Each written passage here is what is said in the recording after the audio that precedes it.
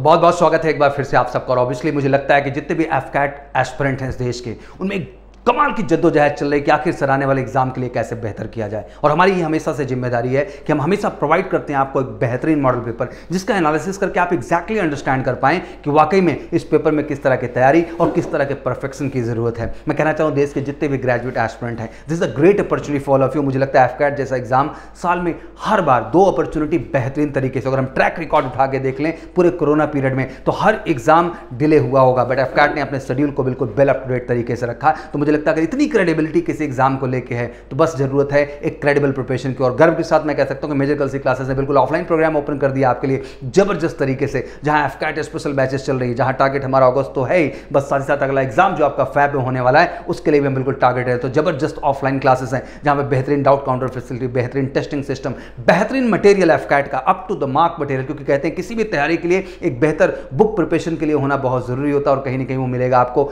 MKC publication के माध्यम से। तो this is a time to give the best from your side. बिल्कुल मैं चाहूंगा कि अगस्त के लिए भी जान लगाना है और फैब के लिए भी फोकस करना है, और उसके लिए जरूरी है कि एग्जाम के स्टैंडर्ड को समझना और एग्जाम के स्टैंडर्ड को समझ करके सही तैयारी और सही ऑर्गेनाइजेशन को चुनना। और बिल्कुल मेजर गर्ल्स परिवार पूरी तरह से आपके साथ वचनबद्ध है। तो चलिए आज टाइम वेस्ट नहीं करते हैं, तेजी के साथ शुरू करते हैं आज का मॉडल पेपर। जय हिंद बच्चों, स्वागत है आपका हमारे YouTube चैनल पर। मैं हूं Gaurav Agrawal, faculty of English, Major Kalshi classes.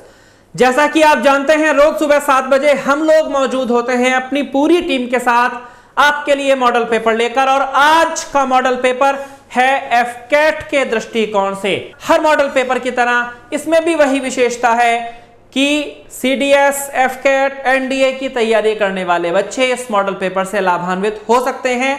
लेकिन इस मॉडल पेपर का प्रथम और अंतिम उद्देश्य है एफकैट का एग्जाम। आते हैं मॉडल पेपर पर। मॉडल पेपर की शुरुआत में सबसे पहले रीडिंग कॉम्प्रिहेंशन का पैसेज है। इस रीडिंग कॉम्प्रिहेंशन के पैसेज में वीडियो को पॉज करिए, पढ़िए एक्स्ट्रा तक, फिर पॉज करिए, पढ़िए ऑटम तक। ठीक, इसके बाद क्वेश्चंस हैं, तो मैं आपको सबसे पहले पैसेज एक्सप्लेन करता हूं, फिर हम आगे चलते हैं। इन स्प्रिंग के सीजन में, माने बसंत के मौसम में, पोलर बियर मदर्स, जो ध्रुवों पर रहने वाले भालुओं की माताएं होती हैं, वो एमर्ज हो जाती हैं from dense with 3 months old कब्स। Dense माने जिन गड्ढों में वो छुपकर बैठ गई थी वहां से उठ जाती हैं 3 महीने के कब्स के साथ। Mother bear fasted for as long as 8 months। ये जो मदर बियर है ये 8 महीने से भूखी है, क्योंकि अंदर सो रही थी 8 महीने से। तो फास्ट का मतलब होता है व्रत करना। But that does not stop the young from demanding full access to her remaining reserves. लेकिन ये उसके छोटे बच्चों को इस बात से नहीं रोकता कि वो उसके रिमेनिंग रिजर्व, मतलब जो उसके खाने पीने का सामान बचा हुआ है, उस पर से अपना कंट्रोल खत्म करें। अगर ये तिड़वा बच्चे होते हैं 3 एक साथ, the most persistent stands to gain an extra mean at the expense of others। तो जो सबसे ज्यादा persistent स्टैंड होता है, माने भूमिका होती है एक अतिरिक्त भोजन की, वो दूसरे की कीमत पर होती है। Smallest of the cubs forfeits many meals to stronger siblings। तो जो सबसे छोटा भालू होता है वो अपने बड़े मजबूत भाई बहनों के लिए अपने भोजन को बहुत बार कुर्बान कर देता है। Females are protective of their cubs. ये माताएं अपने कब्स का, अपने बच्चों का बड़ा ख्याल रखती हैं। But tend to ignore family rivalry over food. लेकिन भोजन को लेकर जो बच्चों में अदावत हो जाती है, राइवलरी हो जाती है, दुश्मनी हो जाती है, उसको इग्नोर कर देती हैं। 21 years ऑफ फोटोग्राफिंग। फोटो खींचने के मतलब पोलर बियर्स की फोटो खींचने के 21 सालों में मैंने केवल एक बार देखा है ट्रिपलेट्स में से सबसे छोटे को सर्वाइव टिल ऑटम, कि तिड़वा में से सबसे छोटा बच्चा ऑटम तक सर्वाइव करे। अब जो फीमेल पोलर बियर होती है वो बर्थ देती है during spring, autumn, summer, winter. भाई विंटर में जन्म देती है तभी तो स्प्रिंग तक आता है ना उसका बच्चा। स्प्रिंग में तो वो जागती है 3 बच्चे लेकर। अब जो मदर बियर होती है वो क्या करती है, take sides over cubs, let the cubs fend for themselves, feed only their favourites, see that all cubs get an equal share. Equal share की तो बात ही नहीं है। फीड ओनली देयर फेवरेट ऐसा भी नहीं करती take sides over cubs, take sides over कि बच्चे क्या कर रहे हैं इस पर वो ध्यान नहीं देती।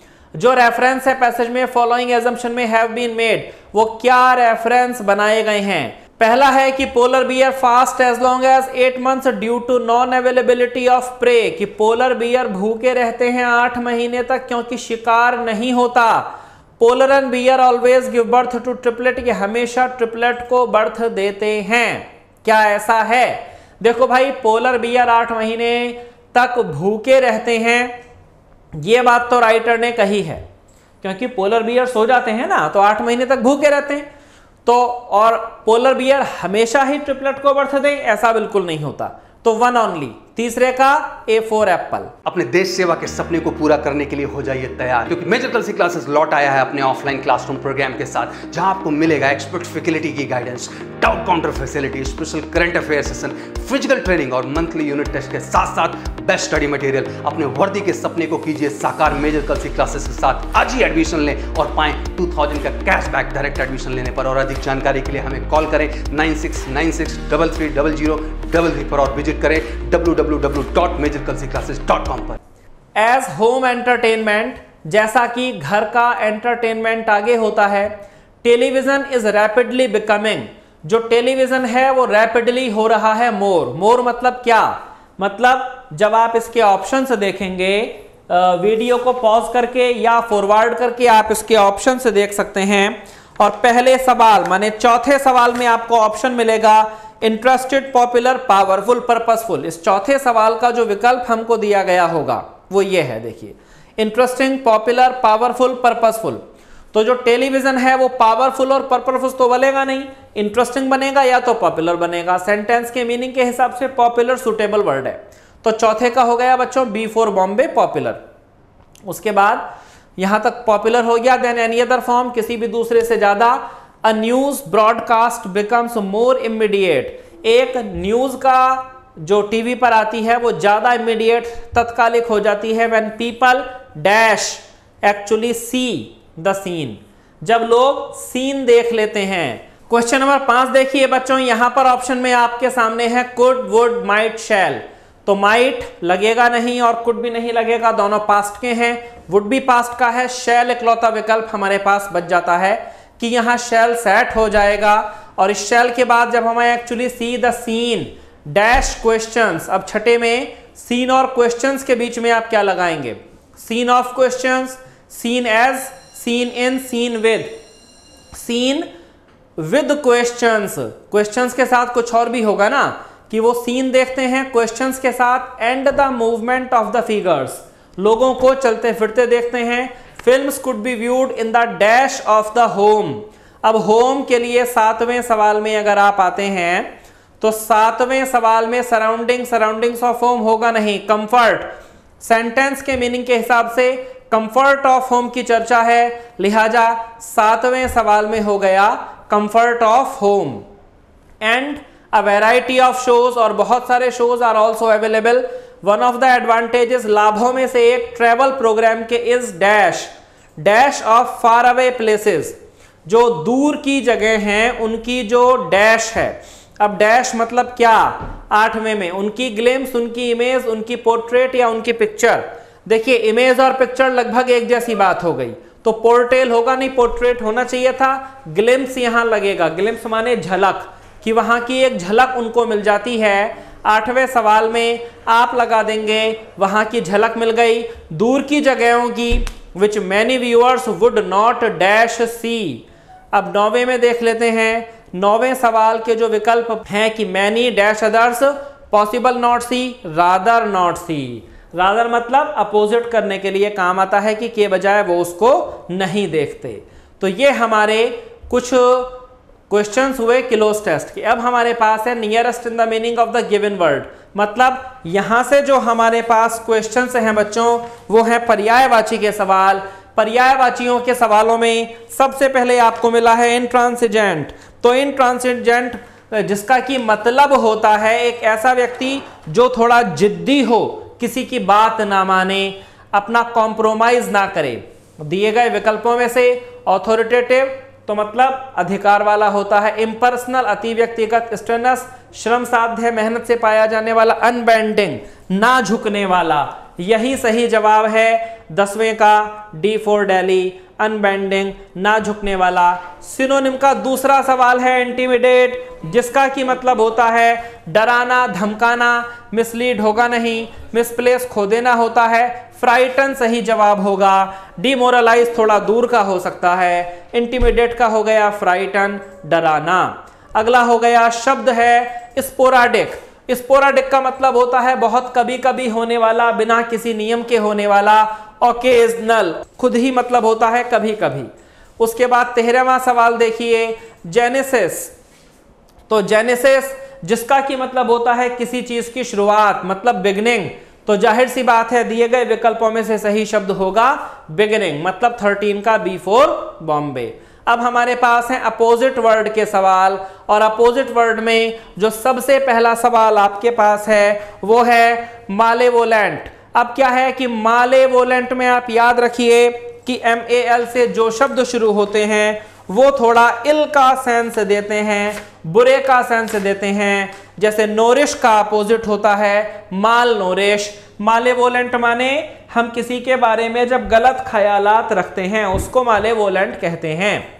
दिए गए विकल्पों में से इकलौता विकल्प जो अपोजिट हो सकता है वो है काइंडली, दया वाले विचार, दयापूर्वक। 15वां शब्द है पुरगेट्री। तो पुरगेट्री का मतलब होता है दंड के जैसा, माने दुसाध्य, एक ऐसी चीज जो दुष्परिणाम के जैसी हो, उससे रिलेटेड शब्द हमारे पास होता है रिवॉर्ड, अपोजिट, क्योंकि रिवॉर्ड का मतलब होता है पुरस्कार। अगला शब्द है बच्चों 16वां, जो थोड़ा सा दिख रहा है क्लीमेंसी। क्लीमेंसी जिसका की मतलब होता है, मतलब इसका अपोजिट हमको बताना है तो अपोजिट तो बैठेगा इनटॉलरेंस। मतलब इनटॉलरेंस का मतलब असहिष्णुता, क्लीमेंसी का मतलब एक जैसी बात, क्षमा याचना वाला, इनटॉलरेंस असहिष्णुता की हम उसको बिल्कुल भी नहीं झेलेंगे।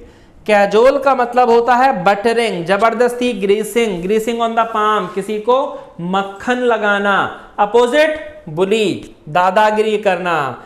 नेस्टिसिकेट मॉइस्टन, इनमें से मॉइस्टन ही एक नया वर्ड है जो मॉइस्ट से बना है, जैसे मॉइस्ट से मॉइस्चर ऐसे ही मॉइस्टन। मॉइस्चर मतलब होता है वाटर में अवेलेबल वाटर वेपर, मॉइस्टन का मतलब होता है किसी को नम करना। उसके बाद इडियम्स एंड फ्रेजेस हमारे पास हैं। इडियम्स एंड फ्रेजेस का मतलब होता है लोकोक्तियां, कहावतें। इन व्हील एंड वो का मतलब होता है अच्छे बुरे दोनों दिनों में। मीनिंग के हिसाब से प्रॉस्पेरिटी एंड एडवर्सिटी, 18वें का C4 चंडीगढ़, प्रॉस्पेरिटी में भी एडवर्सिटी में भी। अगला है ग्लोबटोरोटर्स। ग्लोबटोरोटर्स का मतलब होता है ऐसे लोग जो ग्लोब से बना है, मतलब जो पूरे विश्व में यहां वहां घूमते रहते हैं। तो ग्लोबल टूरिस्ट आप मान लीजिए ग्लोबटोरोटर्स, तो ये हो गया ट्रेवलर्स अराउंड द वर्ल्ड। 19वें का D for Delhi. A curtain lecture का मतलब होता है पर्दे के पीछे दिया जाने वाला लेक्चर, मतलब किसी इंसान की बीवी जब उसको अकेले में डांटती है, भाई बीवियां अपने शौहरों को पब्लिक में तो डांटती नहीं, अकेले में डांटती हैं, वो जब अकेले में डांटती हैं तो उसको कहा जाता है कर्टेन लेक्चर। ये हुआ 20वां। 21वां square pegs in round holes, माने नॉट सूटेबल बंदे से कोई सूटेबल काम करवाना, जेन्युइन हेल्पफुल नहीं होगा। People in the wrong jobs, सही बात है। C4 कैलकाटा 21वें का हो गया। उसके बाद करेक्टली स्पेल वर्ड्स, मतलब एक ही स्पेलिंग की 4 स्पेलिंग आपको दी गई है, एक गलत स्पेलिंग की 4 वर्ड आपको दिए गए हैं, 4 में से कोई एक वर्ड सही होगा। अब आपको यह बताना है कहां और कौन सा वर्ड सही होगा। तो जो सबसे पहला वर्ड है वो है इक्वानिमिटी। इक्वानिमिटी की जो 4 स्पेलिंग आपको दी गई है उसको देखिए, स्पेलिंग के आधार पे आप तुरंत समझ जाएंगे जी पहली स्पेलिंग इक्वानिमिटी की सही है। 22वां सवाल देखिए, वेटरनरी का मतलब होता है पशुओं की चिकित्सा। तो पशुओं की चिकित्सा के लिए सही स्पेलिंग C4 कैलकाटा वाली वेटनरी। अगला है कोइनोज्यूर का मतलब कला पारखी, कला को देखने वाला कोइनोज्यूर, चारों स्पेलिंग में से C4 चंडीगढ़ सही है। अगला है म्यूनिफिशिएंट, म्यूनिफिशिएंट की स्पेलिंग म्यूनिफिशिएंट, C4 कैलकाटा सही है। अब बताइए एक ऐसा वर्ड जो फॉलोइंग इडियम्स को एक्सप्लेन कर सके। आपके एफकेट के पेपर में इडियम्स एंड फ्रेजेस का थोड़ा बहुमत रहता है, इसलिए हमने भी डाला है। इन अ जिफी, इन अ जिफी मतलब परेशानी के समय में, इन अ जिफी का मतलब परेशानी के समय में। तो परेशानी के समय के हिसाब से आप इसका क्या बनाएंगे, बताएं। Outstanding, suddenly, in a fix, appropriate. इसका होगा सडनली, मतलब अचानक। परेशानी के समय के लिए फिक्स मत यूज कीजिएगा, फिक्स मतलब होता है कंफ्यूजन की अवस्था। तो जिफी का मतलब हो गया ये। अप टू द हिल्ट का मतलब होता है बड़ी से बड़ी, मतलब मैक्सिमम मात्रा में। तो up to the final decision, completely, up to the mark या नन ऑफ दीज। देखो पहली बात तो none of these suitable answer है, क्योंकि अप टू द हिल्ट का मतलब मैंने कहा बड़े अमाउंट में। अब क्या है कि कंप्लीटली और up to the final decision एक ही बात हो गई, इसलिए दोनों कैंसिल, वरना दोनों हो जाते। मैन ऑफ लेटर्स मतलब जैसे Gurudev Rabindranath Tagore was a man of letters, तो इसके लिए क्या होगा, लिटरेरी पर्सन माने लिटरेरी, साहित्य का आदमी। अगला है सेंग्रोफोइड। सेंग्रोफोइड एक वर्ड का सवाल है। सेंग्रोफोइड को इस्तेमाल आप ऐसे कर सकते हैं जैसे हमने कह दिया कि किसी भी सिचुएशन में जो हम अपनी बात पर अडिग रहें उसके लिए सेंग्रोफोइड का इस्तेमाल किया जाता है। तो यहाँ स्थिरता आप इसका मीनिंग मान लीजिए। अब स्थिरता से रिलेटेड कौन सा वर्ड चारों में से सही आपको सूटेबल लग रहा है? कॉम्पोजर पहला विकल्प था। कॉमन एरर के सवाल पहला है he said that he always keeps a bundle of 100 rupees notes. आसान सवाल समझ लीजिए, रुपीज के पहले नोट्स का इस्तेमाल मतलब नोट्स के पहले रुपीज का इस्तेमाल नहीं होता। नोट्स के पहले आने वाले रुपये में एस नहीं लगाया जाता। उसके बाद अगला सवाल, when I saw a baby, जब मैंने एक बेबी को देखा। तो बेबी क्या है, लड़के लड़की दोनों के लिए लगता है। आई वॉज अनेबल टू से, मैं कहने में सक्षम ही नहीं था whether she was a girl और नॉट, कि वो एक लड़की थी या नहीं। अब जब पता ही नहीं भाई लड़की थी या नहीं तो शी कैसे लगा दिया, यही गलत है। इसकी जगह क्या लगा दो, एट, कहानी सेट हो जाएगी, वाक्य बन जाएगा। 32वां, while giving a loan you must check if the borrower has sufficiently collateral।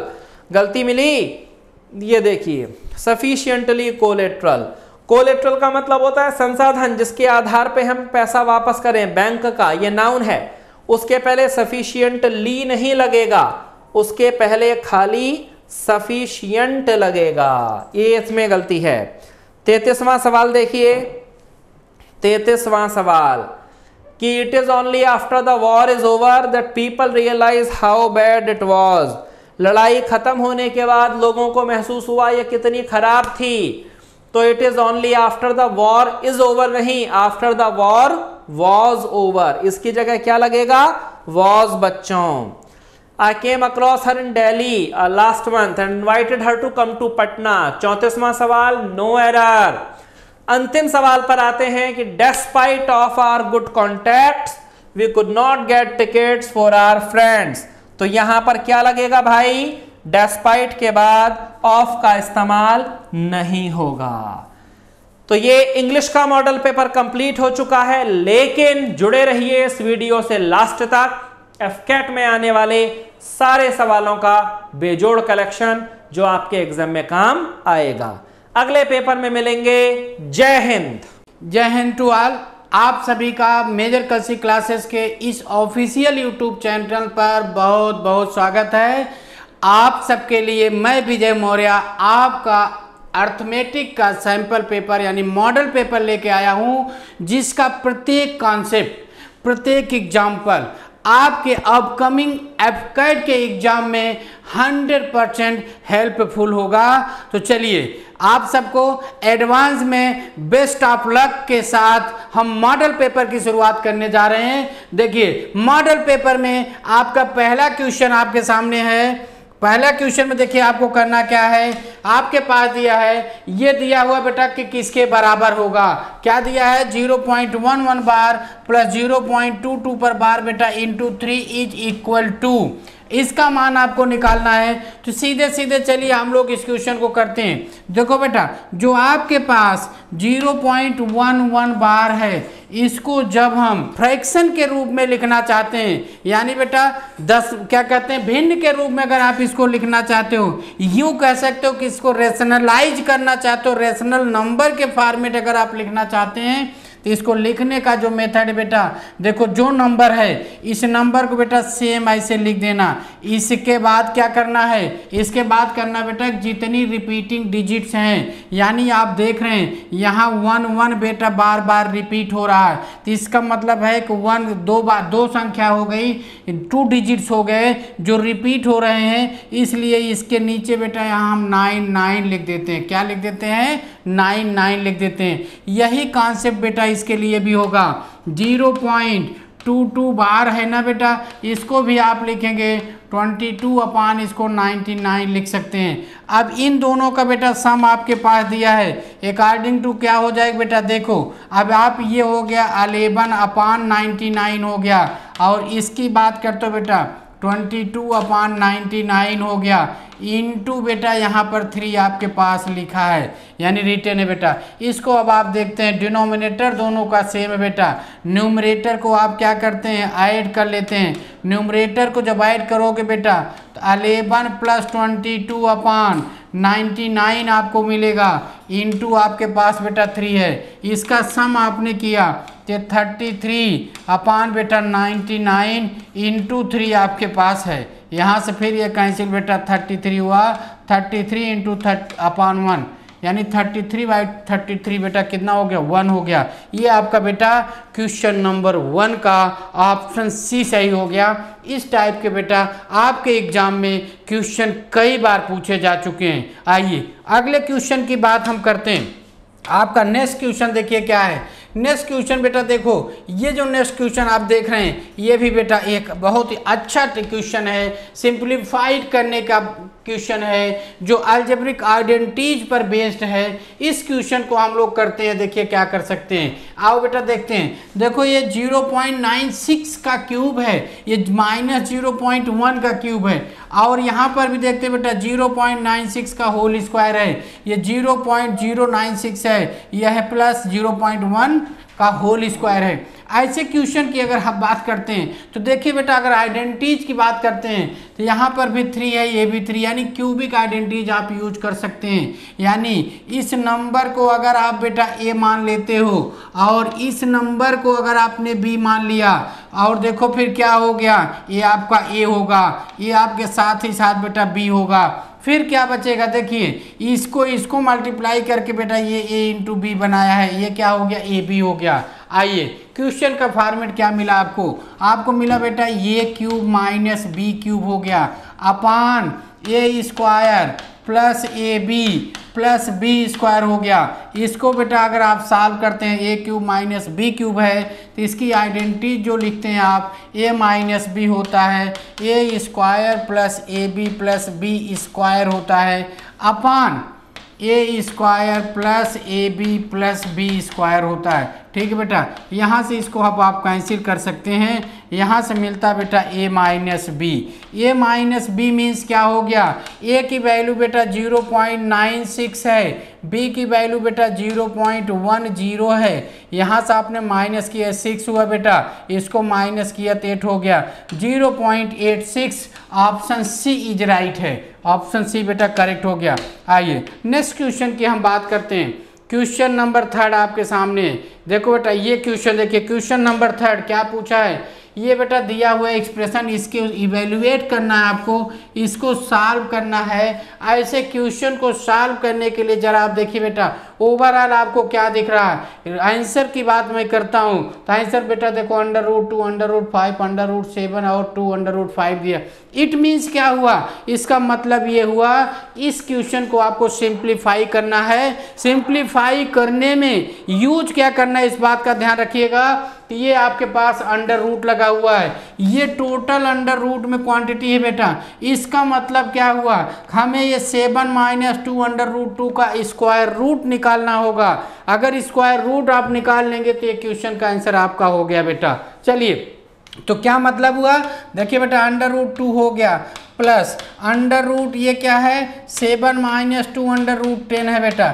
यहाँ से जरा माइंड करना बेटा, इसको अगर आप देख रहे हैं कि आंसर में 2 और 5 7 और √5 है, तो बेटा हम ऑप्शन से ही हेल्प ले लेकर के इस क्वेश्चन को आप सॉल्व कर सकते हो। मीन्स क्या हो बेटा, देखो जो अंडर रूट 10 है इसको अगर आप लिखना चाहें तो under root into under root 5 लिख सकते हैं, यानी under root 5 into under root 2 लिख सकते हैं। ये इंटू बेटा आपके पास 2 है, ये माइनस साइन है। अब जरा 7 के विषय में आप सोचें, 7 के विषय में बेटा अगर आप थिंक करते हैं तो इसको आप अंडर रूट 5 का whole square plus under root 2 का होल स्क्वायर भी लिख सकते हैं। यहाँ से यहाँ तक आप देखिए जरा माइंड करिएगा, ये क्या मिलता है A square plus B square minus 2ab हो गया। इसका मतलब क्या हुआ बेटा, आपको under root 5 minus under root 2 का होल स्क्वायर की आइडेंटिटी मिल जाएगी।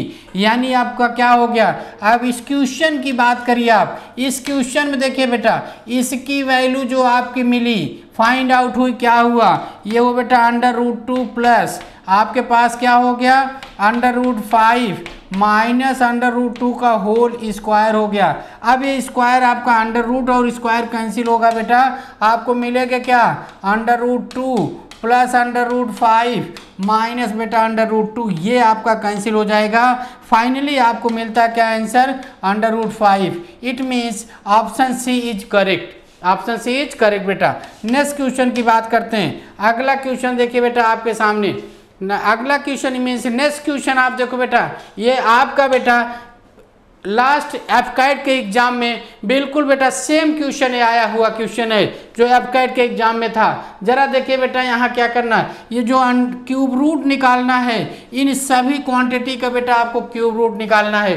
तो जरा देखिए बेटा न्यूमरेटर में जो दिख रहा है 0.2 0.2 0.2 है प्लस बेटा 0.04 प्लस इंटू 0.04 इंटू 0.04 है। चलिए डिनोमिनेटर की बात करते हैं, तो डिनोमिनेटर में देखो बेटा क्या लिखा है, डिनोमिनेटर में बेटा ये 0.4 लिखा है। आपका टारगेट क्या है 0.4 मीन्स क्या है, कैलकुलेट करना है, सिंप्लीफाई करना है। लेकिन जरा माइंड करिए बेटा यहाँ क्या है, इस 0.4 को अगर आप चाहें ये तब लिख सकते हैं 2 इंटू 0.2 लिख सकते हो, ये क्लियर बेटा। और इसको भी लिख सकते हैं 2 इंटू 0.2 लिख सकते हो, और यहाँ से भी लिख सकते हैं बेटा क्या 2 इंटू 0.2 लिख सकते हैं, ये क्लियर हो गया। सेम वर्किंग बेटा यहाँ पर 8 के लिए भी कर सकते हो, 0.08 है, 0.08 को अगर आप चाहें 0.08 है बेटा तो इसको आप क्या लिख सकते हैं, इसको आप लिखें 2 इंटू 0.04 आप लिखते हैं। यही वर्किंग बेटा इनके साथ भी है और यही काम इनके साथ, यानी तीनों क्वांटिटी ये जो दी गई तीनों के लिए हुआ।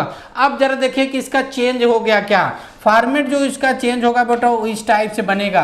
क्या बन रहा है, न्यूमरेटर में आपका वही होगा 0.2 इंटू 0.2 इंटू 0.2 हुआ बेटा, ठीक है, प्लस 0.04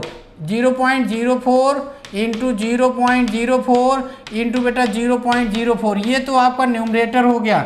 अब डिनोमिनेटर की आप बात करें बेटा तो इसकी जगह आप ये लिखोगे, ये लिखोगे, यानी जरा देखें बेटा माइंड करिएगा, यहाँ पर इस टाइम यानी इन तीनों टर्म में 2 इंटू 2 इंटू 2 3 टाइम्स हो गया, यानी 2 इंटू 2 इंटू 2 3 टाइम्स का मतलब क्या हो गया बेटा 2 की पावर 3 हो गया। रिमेनिंग आपका 0.2 इंटू बेटा 0.2 हुआ, फिर आपका प्लस हुआ। इसकी बात मैं करता हूँ बेटा, तो यहाँ पर भी देखो, यहाँ पर भी 2 इंटू 2 इंटू 2 3 टाइम्स हुआ बेटा। इसके बाद 0.4 इंटू 0.4 कितनी बार हुआ 3 टाइम्स। यहाँ से भी आपका 2 की पावर 3 हुआ, फिर क्या मिला आपको 0.04 इंटू 0.04 इंटू 0.04, ये हो गया बेटा।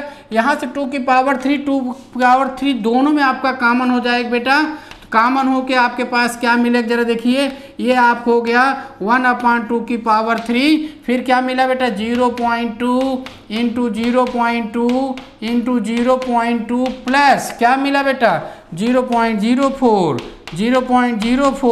इंटू 0.04 हो गया ना। अब आप क्या करेंगे, डिनोमिनेटर में देखो बेटा सेम क्वांटिटी अब आपको मिल जाएगी यही वाली, यानी कौन सा 0.02 प्लस 0.04 इंटू 0.04 इंटू 0.04 हुआ ना बेटा। यहाँ देखो ये सेम क्वांटिटी कैंसिल हो जाएगी बेटा, यानी आपका क्यूब रूट अपान 1/2 की पावर 3 मिल गया। इसका क्यूब रूट निकाला बेटा 1/2 हो गया, इसको आपने सॉल्व कर लिया तो 0.5 हो जाएगा, यानी ऑप्शन ए इज करेक्ट। क्या हो बेटा, ऑप्शन इज ए करेक्ट। ठीक है बेटा, चलिए अगला क्वेश्चन करते हैं बेटा। नेक्स्ट क्वेश्चन पे हम लोग चलते हैं। नेक्स्ट क्वेश्चन की अगर हम बात करते हैं तो आपके सामने क्वेश्चन नंबर क्या है, 5 है। 5 है क्वेश्चन नंबर बेटा। जरा इसकी बात अगर हम लोग करें तो इसके आंसर की बात यहाँ पर बेटा, इसके सोल्यूशन की अगर हम बात करते हैं तो ये एक्सप्रेशन दिया है, आपसे पूछा क्या, इसकी वैल्यू पूछी गई बेटा। तो जरा देखिए ऐसे क्वेश्चन को बेटा जो ये लिखा है बेटा, इसको हम लिख क्या सकते हैं, इसको अगर आप लिखें एक्सपेंड करने तो 3x² + 3 लिख सकते हैं अपान -7x बेटा अपान क्या है 3x = बेटा 6 है। अगर इसको बेटा आप लिखते हैं 3x² अपान 3x हो गया, ठीक है, प्लस 3 अपान बेटा 3x हो गया, माइनस 7x अपान 3x हो गया = 6 आप लिख सकते हो बेटा। देखो x से कैंसिल हो गया बेटा, ये 3 से कैंसिल 1 हो गया, यहाँ पर ये 3 से कैंसिल हुआ, x की पावर कैंसिल हो गई। ये क्या होगा बेटा, यहाँ से मिला x + 1/x, यहाँ से क्या मिला -7/3 = 6। ये बात क्लियर हो गई बेटा। अब हम क्या करेंगे, x + 1/x = 6 + 7/3 हमने कर दिया। 6 3 जा बेटा 18, 18 + 7 आपने किया बेटा तो ये हो गया 25/3 कर दिया, और इधर आपके बेटा x + 1/x हो गया। ये क्लियर हो गया। अब आपके सामने क्वेश्चन है। क्वेश्चन क्या बेटा, आपसे पूछा गया है √x + 1/√x की वैल्यू पूछी गई है। अब आप जरा सोचो बेटा, जो x + 1/x है इसको अगर हम √ के टर्म में लिखना चाहें तो यहाँ पर देखो बेटा, इसी को हम क्या लिख सकते हैं, अगर हम इसकी बात अब आपसे करते हैं तो हम लोग लिख सकते हैं क्या, x को बेटा हम लोग देखो √x का होल स्क्वायर लिख सकते हो, प्लस बेटा इसको 1/√x का होल स्क्वायर लिख सकते हो, और इक्वल टू आपके पास 25/3 है ना बेटा। फिर हम क्या करते हैं, a² + b² तो दिख रहा है बेटा, अगर हम +2 कर देते, बोथ साइड 2 कर देते हैं तो क्या मिला देखो, a² + b² + 2ab हो जाएगा। यानी बेटा यहाँ पर क्या लिख सकते हो, √x × 1/√x आप लिखते हैं, ये कैंसिल ही होता है। ये क्या हो गया टोटल, ये हो गया बेटा √x + 1/√x का होल स्क्वायर मिल गया बेटा। ये चीज़ माइंड करना बहुत ही इंपॉर्टेंट है बेटा, इस टाइप से जरूर आप में क्वेश्चन आते हैं। ठीक है, तो इसको आपने किया 35 + 6 यानी 31/3 आ गया बेटा। यहाँ से देखिए अब आपसे जो पूछा गया है अगर उसकी बात हम करते हैं तब हम लोगों के पास आंसर मिल गया बेटा। ठीक है, क्या मिला, स्क्वायर बेटा, तो यानी आपको मिल जाएगा √x + 1/√x = बेटा क्या हो जाएगा, √31/3 मिल जाएगा। यही आपका आंसर होगा बेटा। ये आपका आंसर हो गया। बहुत ही अच्छा क्वेश्चन बेटा, इस टाइप से है, इंटरेस्टिंग क्वेश्चन है, बहुत सिंपल अच्छे से आप कर सकते हो। आइए अगले क्वेश्चन की बात करता हूँ। नेक्स्ट क्वेश्चन आपके सामने क्या है, अगला क्वेश्चन बात करता हूँ। देखो बेटा HCF और LCM से रिलेटेड क्वेश्चन है। The LCM of 2 numbers x and y is 204 times their HCF। Means क्या हो बेटा, जो HCF है 2 नंबर्स हैं वो x और y हैं। क्या बेटा, x और y हैं। इनके जो LCM है, इनका जो LCM दिया बेटा 2 नंबर्स का LCM ये दिया है 204 टाइम्स देयर HCF। इसका मतलब क्या हुआ, 204 × HCF ये आपके पास गिवन है। बट यू है आपके पास और क्या है, if their HCF is 12, it means बेटा HCF भी दे रखा है, उसने कितना 12 दिया है। अगर HCF 12 दिया है बेटा तो यहाँ से एक चीज़ ये क्लियर हो गया कि अगर हम LCM निकालें तो LCM का मतलब 204 × क्या मिल जाएगा बेटा, ये 12 मिल जाएगा। क्या मिल जाएगा, 204 × 12 मिल जाएगा। अब और कंडीशन क्या बेटा, और दिया क्या, डिफरेंस बिटवीन देम इस 60 नंबर, इट मीन्स बेटा जो उनका नंबर है, नंबर क्या है, x एंड y, तो x माइनस वाई का जो डिफरेंस है वो है 60 नंबर। तब आपसे पूछा गया है what is the value of x plus y. ये तो मेथड है बेटा। और देखिए अब इसको कर कैसे सकते हैं, सोल्यूशन कैसे फाइंड आउट करेंगे बेटा। सोल्यूशन निकालने के बेटा मेथड बहुत है, चलिए कैसे निकालते हैं आप देखिएगा। यहाँ से देखो बेटा हम लोग क्या करते हैं, अब थोड़ा सा माइंड करना बेटा, जो डिफरेंस है वो है 60, कितना है 60, और अगर ये है 204, कितना बेटा 204 है। अगर इस 204 को अगर हम बेटा डिवाइड करें यानी प्राइम फैक्टराइजेशन जरा करते हैं तो देखो 204 है ना बेटा, 204 को अगर मैं सीधे सीधे 12 से डिवाइड करने की बात करता क्या हो जाता बेटा, ये 12 को हो जाता 8 मिलता और 4 ये 7 मिल जाता। यानी जब इसको अगर आप फैक्टराइज करते इस एलसीएम को, किसको बेटा एलसीएम को फैक्टराइज करते तो आप 12 इंटू 17 इंटू 12 आप लिख सकते हैं। ये बात समझ गए। अब आप बात करना बेटा, देखो क्या बात करना, अगर हमने x लिखा और y लिखा तो क्लियर है बेटा एचसीएफ जो होता है दोनों में कॉमन होता है। क्या होता है बेटा, दोनों में कॉमन होता है।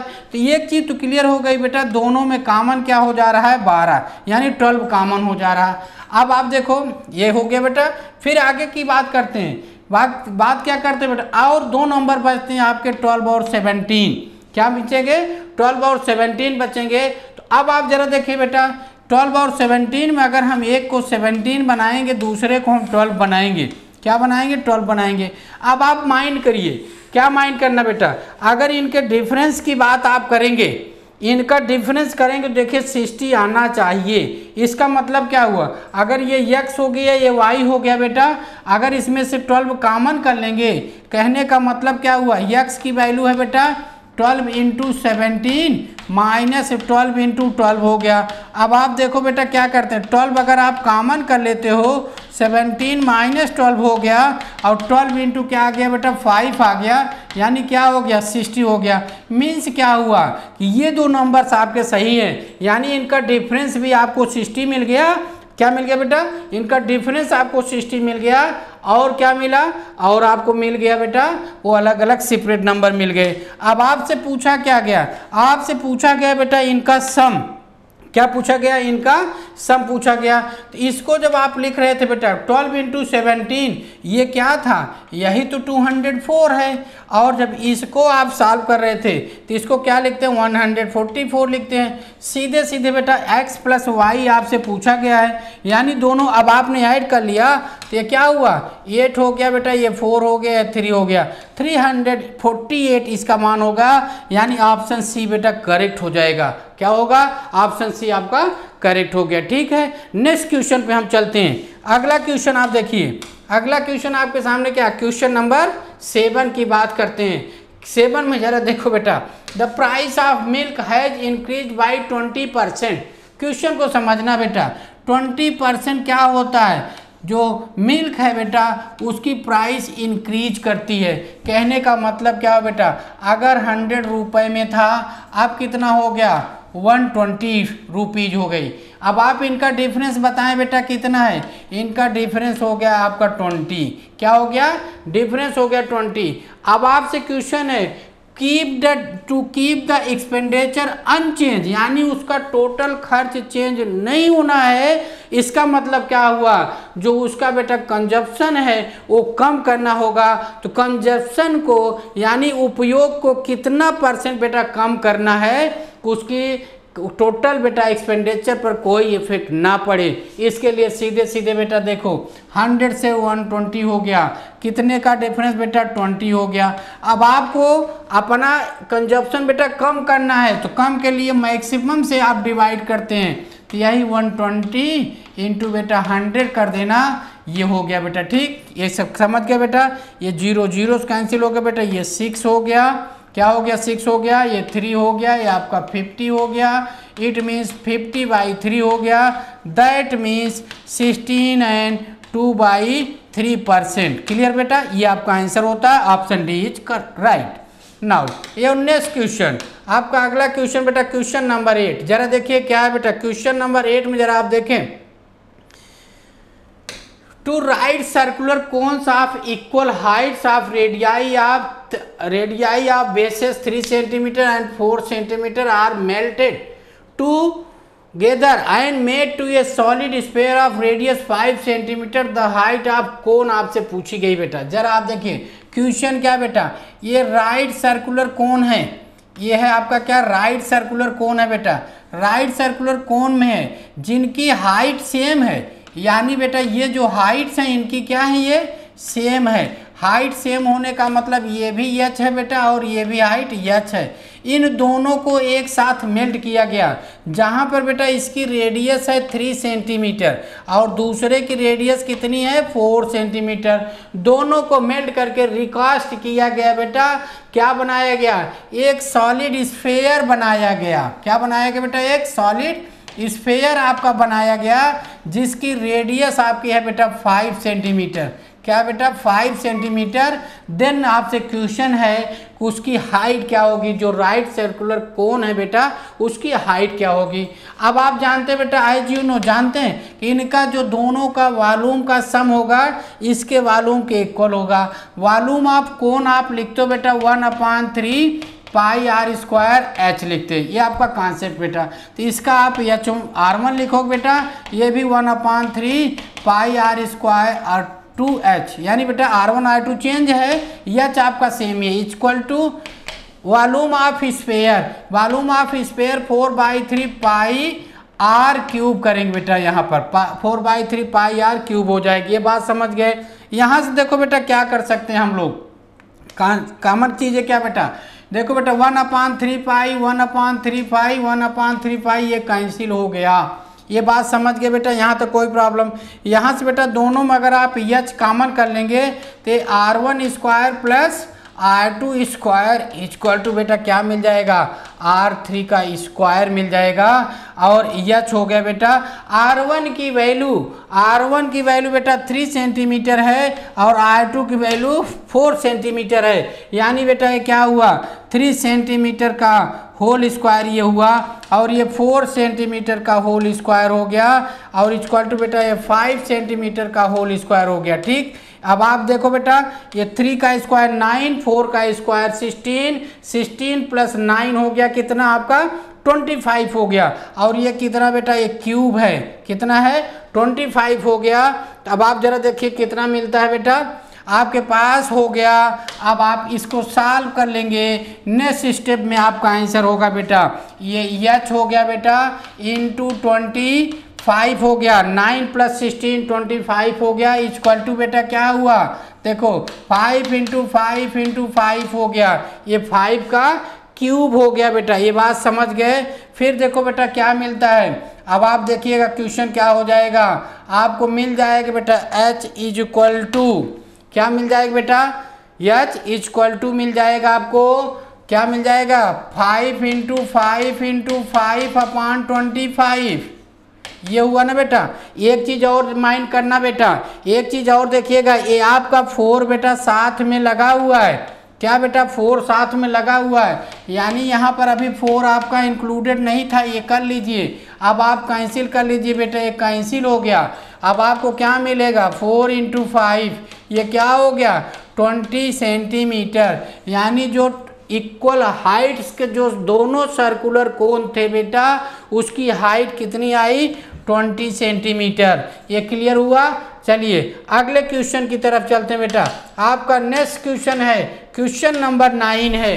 क्वेश्चन नंबर 9 बेटा देखो यहाँ क्या है, ratio of the principal and amount after 5 year. जरा देखो बेटा आफ्टर 5 ईयर जो बेटा क्या दिया है, अमाउंट और प्रिंसिपल में अंतर दिया। तो जरा देखिए अगर बेटा हमने इसको प्रिंसिपल कह दिया, क्या कह दिया बेटा, ये प्रिंसिपल हो गया और ये अमाउंट हो गया, इनका जो रेशियो है ये 10:12 है, यानी प्रिंसिपल 10 हो गया तो ये अमाउंट कितना होगा बेटा 12 हो गया।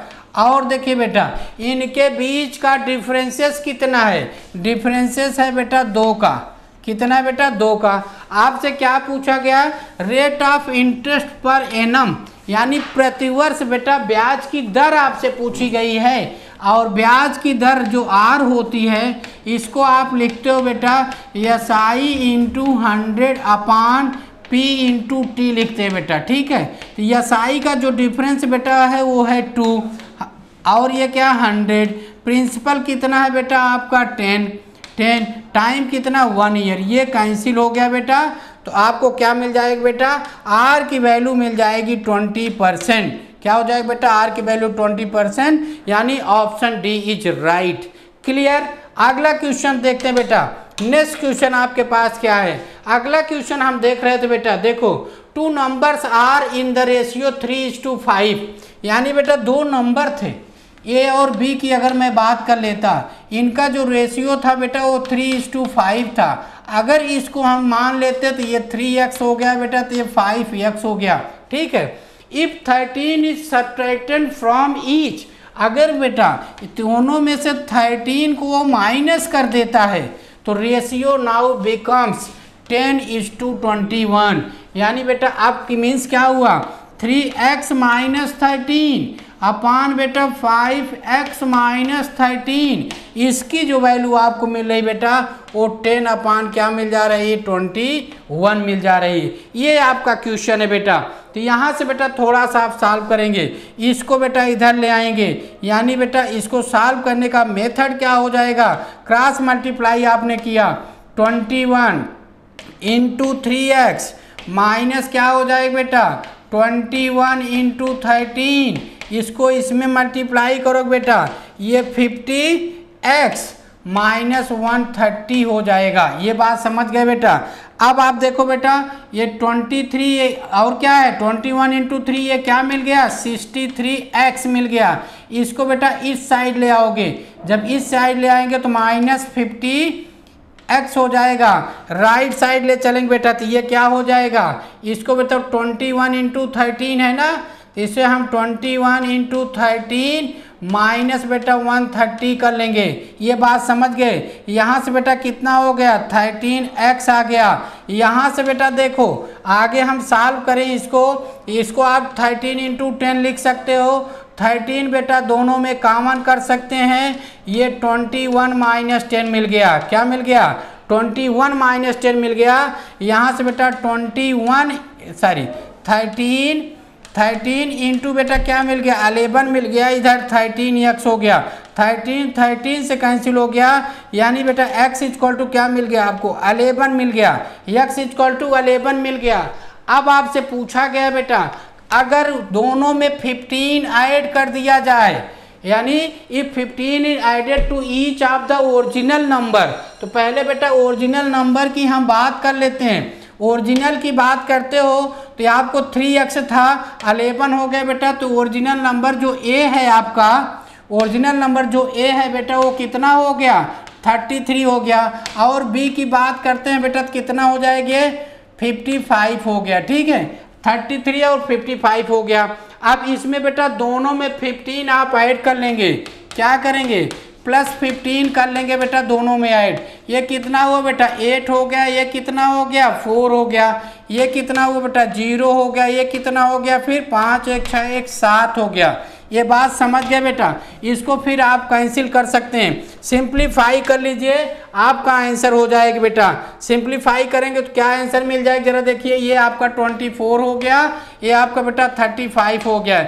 यही बेटा 24:35 यही ऑप्शन ए इज करेक्ट हो जाएगा। चलिए बेटा अगले क्वेश्चन पे चलते हैं। आपका नेक्स्ट क्वेश्चन क्या है, अगला क्वेश्चन देखो बेटा बहुत ही अच्छा क्वेश्चन है, इस क्वेश्चन पे जरा फोकस करिए सब लोग भाई, बहुत इंपॉर्टेंट क्वेश्चन है। देखो बेटा क्या है 4 मेन एंड 5 वोमेन, 4 मेन है बेटा ठीक है और 5 वोमेन है, ठीक है बेटा। ये किसी काम को बेटा क्या करते हैं 15 डेज में यानी 15 डेज में कंप्लीट करते हैं, ये हो गया बेटा इक्वल टू क्या बेटा 9 मेन है, 9 मेन ठीक है प्लस 6 वोमेन बेटा, इसको कंप्लीट करती है सेम वर्क को बेटा 10 डेज में, कितना 10 डेज में। अब इसको पहले आप सॉल्व करेंगे बेटा, सॉल्व करेंगे क्या हो गया, ये आपका हो गया बेटा 60 मेन हो गया, ये आपका 45 सॉरी बेटा ये 75 क्या आ गया वोमेन हो गया बेटा इक्वल टू बेटा ये क्या हुआ 90 आपके क्या मिल गया बेटा, ये मेन मिल गए, और ये 60 क्या हो गए बेटा, ओमेन हो गए। ये बात क्लियर हो गई। चलो बेटा हम इसको लेफ्ट साइड में ले आते हैं। ये 75 ओमेन हो गई बेटा, ठीक है, 75 ओमेन माइनस बेटा 60 ओमेन इक्वल टू बेटा 90 मेन और माइनस 60 हो गया। ये बात समझ गए बेटा। फिर यहाँ से क्या करते हैं जरा देखिए, यहाँ से मिलता है आपको बेटा कितना, 15 ओमेन मिलता है, यहाँ से 30 मेन मिलता है बेटा, यानी क्या मिल जाएगा, 1 ओमेन इक्वल टू बेटा 2 मेन मिल गया। ठीक है, अगर हम बात करते हैं इसको मेन अपान डब्लू यानी मेन अपान ओमेन बना लेते हैं बेटा, तो हमको क्या मिल जाएगा, 1/2 मिल जाएगा बेटा। क्या मिल जाएगा, 1/2 मिल जाएगा। अब आप यही बात याद रखना बेटा, इसके बाद का जो कॉन्सेप्ट हो बहुत ही आसान है, यहाँ तक क्लियर हो गया। अब आपके पास जो क्वेश्चन बेटा हम उसकी बात करते हैं। क्वेश्चन में आपको दिया है अगर उसी काम को सेम वर्किंग को बेटा अगर 4 पुरुषों के साथ 7 दिन में ख़त्म करना है तो कुल कितनी महिलाएं और 4 पुरुषों के साथ लगाया जाए कि काम समय से यानी 7 दिन में फिनिश हो जाए। तो पहले बात आप इसकी करते हैं बेटा। बात करने का मतलब क्या हुआ, जो 4 आदमी और 5 वोमेन है बेटा, हम इनकी बात कर लेते हैं। 4 आदमी हो गए बेटा, 4 मेन हो गए प्लस 5 ओमेन हो गया है। ये कितने दिनों में करते हैं बेटा, 15 डेज में करते हैं। और आपका प्लान क्या है, प्लान ये है हमारे पास कि 4 पुरुष लगाए जाएं, यानी 4 मेन लगाए जाएं, इनके साथ कितने, मान लीजिए एक्स औरत और लगा देते हैं, एक्स ओमेन अगर आपने लगा दिया और ये मान लिया आपने कि ये काम 7 डे में अब आपका फिनिश हो जाएगा। यहाँ तक बात समझ गए बेटा। तो अब आप सीधे सीधे क्या करते हैं बेटा, यहाँ पर ये 15 हो गया, ठीक, यहाँ पर आदमी को 1 रखेंगे, 4 × 1 हुआ बेटा, प्लस ये 5 वोमेन को बेटा हम क्या करेंगे, 2 कर देंगे, ये हो गया, ठीक है, इक्वल टू बेटा 7 मैन को बेटा फिर आप 4 × 1 करोगे प्लस बेटा x × 2 कर दोगे। ठीक है, यहाँ से टोटल वर्किंग बराबर आ जाएगी बेटा। ये कितना होगा बेटा, 4 हुआ, ये कितना हुआ, 10 हुआ, 10 + 4 बेटा 14, यानी 15 इंटू बेटा आपको क्या मिला, 14 इक्वल टू क्या मिल गया, 15 × 14 इक्वल टू, यहाँ देखो बेटा ये 7 है, ये कितना है बेटा 4 + 2x हो गया। ये बात समझ गए बेटा। आगे आप इसको सॉल्व कर लिए, 7 2 जा हो गया बेटा, कितना हो गया, 7 2 जा, यानी ये 30 हो गया, और इस 4 को लेफ्ट साइड लाओगे माइनस हो गया बेटा, ये 2x हो गया। यहाँ से कितना मिला बेटा आपको, 26 = 2x मिला, x = बेटा 26/2 कर लिया आपने 13, यानी बेटा आपको क्या मिल जाएगा, 4 आदमी के साथ अगर 13 वोमेन अगर वर्किंग पे लगा दिए जाएं तो काम आपका 7 डे में फिनिश हो जाएगा। ऑप्शन डी करेक्ट हो गया बेटा। चलिए नेक्स्ट क्वेश्चन की बात करते हैं। अगले क्वेश्चन की अगर बात करते हो बेटा, अगला क्वेश्चन में क्या है जरा देखिएगा। आपके पास बेटा किसी परीक्षा में 18 छात्रों के अंकों का औसत बेटा क्या है, 60 है, लेकिन बाद में पाया गया बेटा कि बाय डिफॉल्ट 36 के प्लेस पे 63 लिख गया था। तो आपसे पूछा गया है सही औसत क्या होगा। तो सीधा से बेटा बहुत बेसिक कॉन्सेप्ट अगर आपसे करते हैं तो टोटल बेटा अगर हम सम निकालते हैं, सम यानी जो निकालने जा रहे हैं वो कौन सा, जो रांग वाला सम है। रांग वाला सम का मतलब आप जानते हैं क्या है, 18 इंटू क्या हो गया बेटा 60 हो गया। रांग सम का मतलब बेटा क्यों, क्योंकि 36 के प्लेस पर आपने 63 काउंट कर लिया था। ये बात समझ गए बेटा। 18 छक्का 108 बेटा, यानी 1080 हो गया। अब अगर टोटल सम न्यू निकालने बेटा, टोटल सम यानी करेक्ट की बात कर लें, टोटल करेक्ट वैल्यू क्या होगी बेटा, फिर आपके पास वही क्वेश्चन हो गया बेटा, क्या हो गया, टोटल सम अगर बात करते बेटा तो 1080 जो आपके पास मिला था ये गलत वाला था। गलत में क्या था बेटा, गलत में 36 के प्लेस पे बेटा क्या हो गया था, 63 हो गया था, यानी हम 60 इसमें 36, इसका मतलब बेटा इसमें हम 36 ऐड कर देते, सही वाला ऐड कर लिया, और गलत वाला जितना था बेटा -63 कर देते। ठीक है। तो यहाँ से क्या मिला, ये आपका हो गया बेटा 6, ये 8 3 11 हो गया बेटा 1116 माइनस 63 आ गया। इसको माइनस करते हैं बेटा, देखो क्या मिलता है यहाँ से बेटा आपका 3 हो गया, ठीक। और ये हो गया 11 में 6 बेटा 5 हो गया।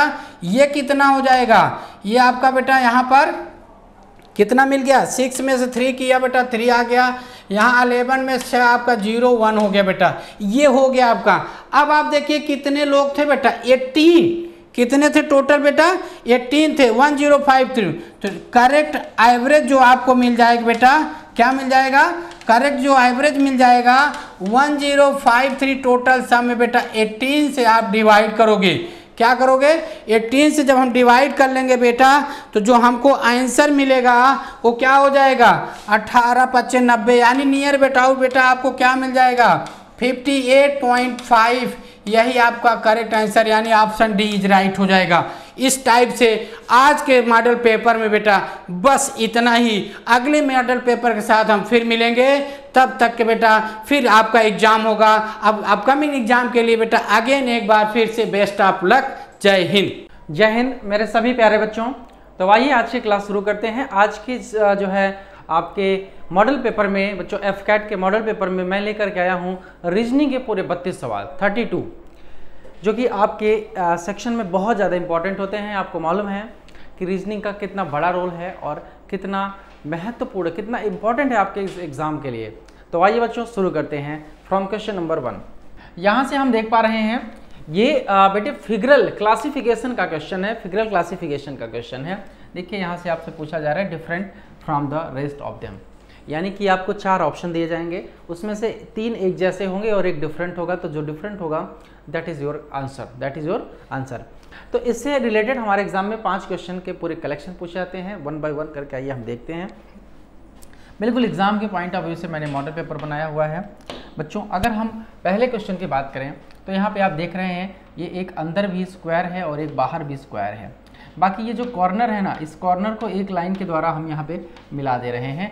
सेम यहाँ पे हेक्सागन है, हेक्सागन एक अंदर है एक बाहर है, और इसके कॉर्नर को हम यहाँ पे मैच करा रहे हैं। अंदर ट्रेंगल है, बाहर भी एक ट्रेंगल है, इसके कॉर्नर को हम जो है मैच करा रहे हैं।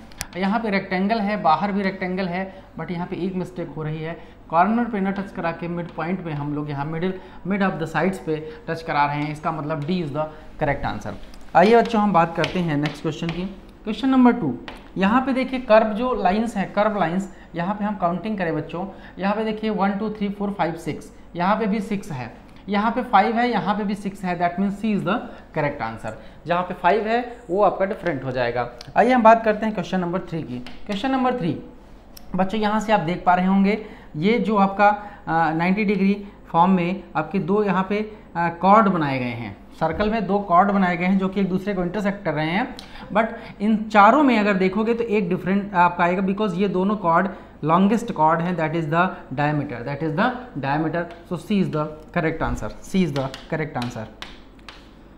तो यहाँ से प्रश्न बेटे बहुत कठिन नहीं होते हैं, बहुत टफ नहीं होते हैं, बट इनको हम कॉन्शियसली वॉच करना होता है और बहुत ही मतलब कि मिनिमम टाइम में इन क्वेश्चन को हमें कर लेना होता है।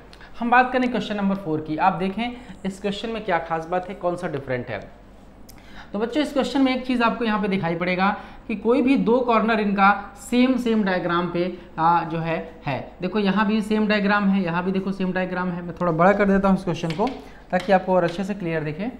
तो आप बच्चों यहाँ से देख सकते हैं ये वाला डायग्राम देखिए सेम है, ये वाला डायग्राम सेम है, देख रहे हैं ये दोनों डायग्राम सेम है। बट यहाँ पे देखो चारों कॉर्नर पे डायग्राम डिफरेंट है, बट इन 3 ऑप्शंस में किसी भी दो कॉर्नर पे हमारे डायग्राम सेम रहा करते थे। चलिए हम बात करते हैं नेक्स्ट क्वेश्चन की।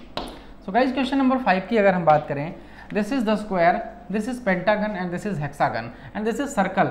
इसमें बेटे देखो कर्व लाइन बनाई गई है और यहाँ पे क्या बनाई गई है, यहाँ पे स्ट्रेट लाइन बनाई गई है। तो आइए हम बात करते हैं नेक्स्ट क्वेश्चन की। अब हम बात करेंगे आगे वाले सेक्शन में हमें क्या लेना है। देखिए in every question given below there is some definite relationship between the first and second question अब यहाँ पे बच्चों हम एनोलॉजी का क्वेश्चन हम देखेंगे। यहाँ पे हम लोग एनोलॉजी का क्वेश्चन देखेंगे। एनोलॉजी का क्वेश्चन इन द सेंस ये कि ये पहला डायग्राम और दूसरा डायग्राम है, ये थर्ड ये फोर्थ है। यहाँ पे 4 डायग्राम्स आपको दिए जाएंगे जिसमें से आपको रिलेशनशिप बनाना है, यानी कि फोर्थ वाला डायग्राम आपको फाइंड आउट करना है। मतलब आपको फर्स्ट का रिलेशन सेकंड से बनाना है और थर्ड का फोर्थ से, या ऐसा भी हो सकता है फर्स्ट का रिलेशन आप थर्ड से बनाएं और सेकंड का रिलेशन फोर्थ से बनाएं। आप जो सुविधा आपको लगे वही आप किया करिए। तो आइए हम बात करते हैं। यहाँ से हमने देखने पे एक पता चल रहा है कि ये वाला डायग्राम और ये वाला डायग्राम काफ़ी हद तक सिमिलर है, तो हम फर्स्ट को थर्ड से रिलेट करेंगे और जो रिलेशनशिप फर्स्ट का सेकंड में मिले थर्ड में मिलेगा वही मैं सेकंड का रिलेशनशिप फोर्थ से करूँगा। तो आइए बच्चों देखते हैं। यहाँ पे देखिए 2 लाइन दिया हुआ है, यहाँ पे देखिए 3 लाइन, एक एक्स्ट्रा लाइन दिया है।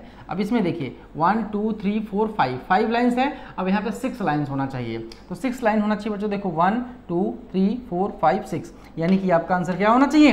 बी होगा। B is the correct answer. हम बात करते हैं क्वेश्चन नंबर 7 की।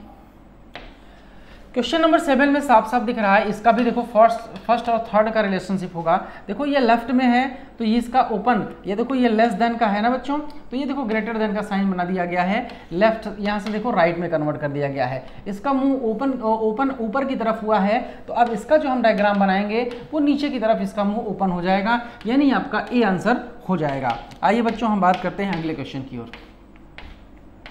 क्वेश्चन नंबर 8 की जब हम बात करते हैं, ये देखो अम्ब्रेला बेस्ड क्वेश्चन है। अब इनको जरा ध्यान से समझना।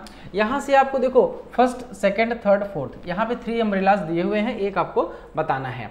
अब बच्चों यहाँ से अगर देखो इसका रिलेशन अगर हम यहाँ से निकालें, इसका रिलेशन हम अगर यहाँ से निकालें तो हम ये चीज़ देख सकते हैं कि मुझे 45 डिग्री एंटी क्लॉकवाइज मूव कराना है, 45 डिग्री एंटी क्लॉकवाइज मूव कराना है और उसके बाद अम्ब्रेला को पलट देना है यानी घुमा देना है ना, 180 डिग्री घुमा देना है। लेकिन अगर मैं फर्स्ट का थर्ड से रिलेशनशिप देखूं तो भी मुझे वही चीज़ मिल रही है, यानी कि अब मैं इसको भी 90 डिग्री क्लॉकवाइज मूव करूंगा, 90 डिग्री क्लॉकवाइज मूव करूंगा और फिर उसके बाद मुझे इस छाते को पलटना पड़ेगा। तो आप दोनों में से कोई भी आंसर ले सकते हैं। देखिएगा आंसर सेम आएगा। अगर मैं यहाँ से पहले से दूसरे में जाऊँ तो बेटे मुझे 45 डिग्री मूव करना पड़ेगा, तो इसको भी मैं 45 डिग्री जब मूव करूँगा तो ये इस तरह से होना चाहिए, ये इस तरह से, ये डंडी जो है इस तरह से बनेगी। जब इसको पलटेंगे ना बेटे तो ये जो है इस तरह से बनेगा, इस तरह से बनेगा, और ये जो ब्लैक वाला पोर्शन है ये इस तरफ नीचे की तरफ आएगा, नीचे की तरफ आएगा। जैसा कि आप देख पा रहे हैं ए ऑप्शन आपका क्लियर हो रहा है। अगर मैं फर्स्ट का सेकंड से बनाया हूं तब, अब मैं फर्स्ट का थर्ड से और सेकंड का फोर्थ से बनाऊंगा तब भी आंसर आपका सेम आएगा। बच्चों देखिएगा यहां से जब मैं यहां पर आऊंगा तो 90 डिग्री क्लॉकवाइज मूव किया गया है, 90 डिग्री क्लॉकवाइज मूव किया गया है और उसके बाद छाते को पलट दिया गया है, अम्ब्रेला को पलट दिया गया है। तो मैं इसको भी 90 डिग्री क्लॉकवाइज मूव करूंगा। बच्चे जब मैं 90 डिग्री क्लॉकवाइज मूव करूंगा तो ये इस डायरेक्शन में आएगा, इस डायरेक्शन में आएगा और इस डायरेक्शन में आएगा तो इसका मुंह इधर होगा, बट जब हम पलटेंगे तो इसका मुंह इधर होगा। कहने का मतलब है अभी भी हमारा आंसर क्या आ रहा है? ए आ रहा है। इस तरह से इस क्वेश्चन का करेक्ट आंसर क्या हो जाएगा बच्चे? ए हो जाएगा। So guys please come to the question number 9। हम बात करते हैं क्वेश्चन नंबर 9 की। बहुत ही सिंपल क्वेश्चन। देखो यहाँ पे आपको हेक्सागन मिल रहा है, बच्चे हेक्सागन मिल रहा है कि नहीं मिल रहा है? अब इस हेक्सागन में हम यहाँ पे देखिए, यहाँ पे 1 2 3 4 5 6 यानी कि 3 लाइंस हम इस तरह से ऐसा ड्रॉ कर रहे हैं कि 6 कॉर्नर मुझे मिल रहे हैं। और ये जो आपके जो डॉट है ना बेटे, ये साइड के मिड पॉइंट के जो है सेम बिल्कुल उसके सामने यहाँ पे बन रहा है। यानी कि अगर हम इसकी बात करें, ये आपका स्क्वायर के जैसा दिख रहा है। अगर हम यहाँ पे बनाएं तो बेटे हमें ऐसा डायग्राम बनाना चाहिए कि जो है साइड के मिड पॉइंट पर होना चाहिए, साइड के मिड पॉइंट पर होना चाहिए। इस बात का ध्यान देना, साइड के मिड पॉइंट पर होना चाहिए। बिकॉज यहाँ पे 6 साइड्स थे तो यहाँ पे 6 जो है पॉइंट्स डॉट बनाए गए हैं, इस तरह से ऐसा बनाया गया। यहाँ पे 4 साइड्स हैं तो 4 डॉट्स होने चाहिए, और जो भी डॉट्स हो बेटे वो साइड के देखिए मिड पॉइंट के ठीक सामने हो। देखो ये साइड है तो इसका मिड पॉइंट यहाँ है, इसके ठीक सामने है, तो ये वाला डायग्राम यहाँ पर होना चाहिए। तो ये आपको दिख रहा है? जी हाँ, ये बी ऑप्शन में पड़ा हुआ है। So guys B is the correct answer. आइए हम बात करते हैं अगले क्वेश्चन की ओर। Question number 10। क्वेश्चन नंबर 10 की अगर हम बात करें तो आप देखिए यहाँ पे फर्स्ट का अगर मैं रिलेशनशिप थर्ड से बनाऊं तो शायद इजी लगेगा। तो आप इसको एंटी क्लॉकवाइज मूव कर दीजिए, एंटी क्लॉकवाइज मूव कर दीजिए बच्चों 90 डिग्री, एंटी क्लॉकवाइज 90 डिग्री। तो जब इसको भी एंटी क्लॉकवाइज 90 डिग्री मूव करेंगे तो ये लीव्स ऊपर हो जाएंगी, ये लीव्स ऊपर हो जाएंगी, जैसे यहाँ पर है, यहाँ पर है, यहाँ पर सभी में है।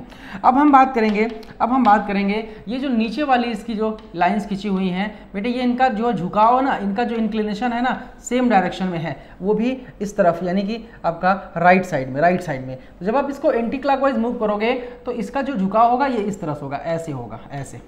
तो ऐसा झुकाव बेटे देखो यहाँ पे नहीं है, यहाँ पे देखो ये दो तो इस डायरेक्शन में, लेकिन तीसरा इस डायरेक्शन चेंज कर लिया तो आंसर नहीं होगा।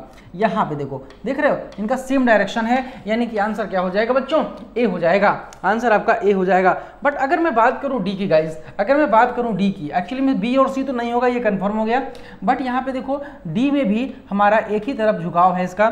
तो आइए देख लेते हैं, कहीं ऐसा तो नहीं इस क्वेश्चन में दो आंसर सही है। जी हाँ, बिल्कुल सही है, इस क्वेश्चन का दो आंसर मैच कर रहा है। सो यू डोंट वरी, आप इस क्वेश्चन के दो आंसर कर सकते हैं। यहाँ पे देखो बेटे, यहाँ पे देखो, इस क्वेश्चन का आंसर डी होगा, ए नहीं होगा।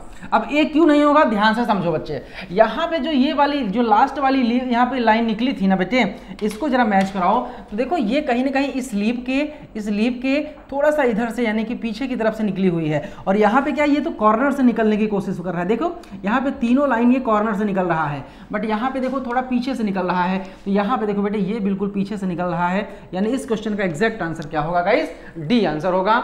तो बच्चों यहाँ पे डिफरेंशिएशन बहुत ही मिनिमम होता है। देखिए क्वेश्चन तो आपको इजी लगेगा, बट जल्दी में ऐसी मिस्टेक्स हो सकती है, इसको ध्यान में रखना है। इसी तरह से आपको जो है दो ऑप्शन एक जैसा लगेगा, बट देखोगे ना तो कहीं ना कहीं कुछ ना कुछ डिफरेंस जरूर होगा, तो उसी को आपको पकड़ना रहता है बच्चों। इस प्रकार के क्वेश्चन हैं, बाकी बहुत टफ क्वेश्चंस नहीं पूछे जाते हैं एग्जाम में। बात करते हैं नेक्स्ट क्वेश्चन की, क्वेश्चन नंबर 11। बेटा यहाँ से देखो, क्वेश्चन नंबर 11 to 14 देखिए क्या यहाँ पे दिया हुआ है। In every question given below some figure are seen which seems to construct form a series. देखो यहाँ पे सीरीज की बात करता है, यहाँ पे फिगरल सीरीज का क्वेश्चन है ये। तो आइए देखते हैं फिगरल सीरीज का क्वेश्चन कैसे करना है। फिगरल सीरीज के क्वेश्चन में बच्चों क्या करना है, जरा ध्यान से देखिए। यहाँ पे आपको 5 डायग्राम्स दिए हुए हैं, 5 डायग्राम्स दिए हुए हैं। ये क्वेश्चन फिगर है और यहाँ पे आंसर फिगर्स भी दिया हुआ है। आंसर फिगर्स में भी एक आंसर आपका सही होगा, बट हम कैसे पता करेंगे, ये क्या करना है इसमें, इसको समझो।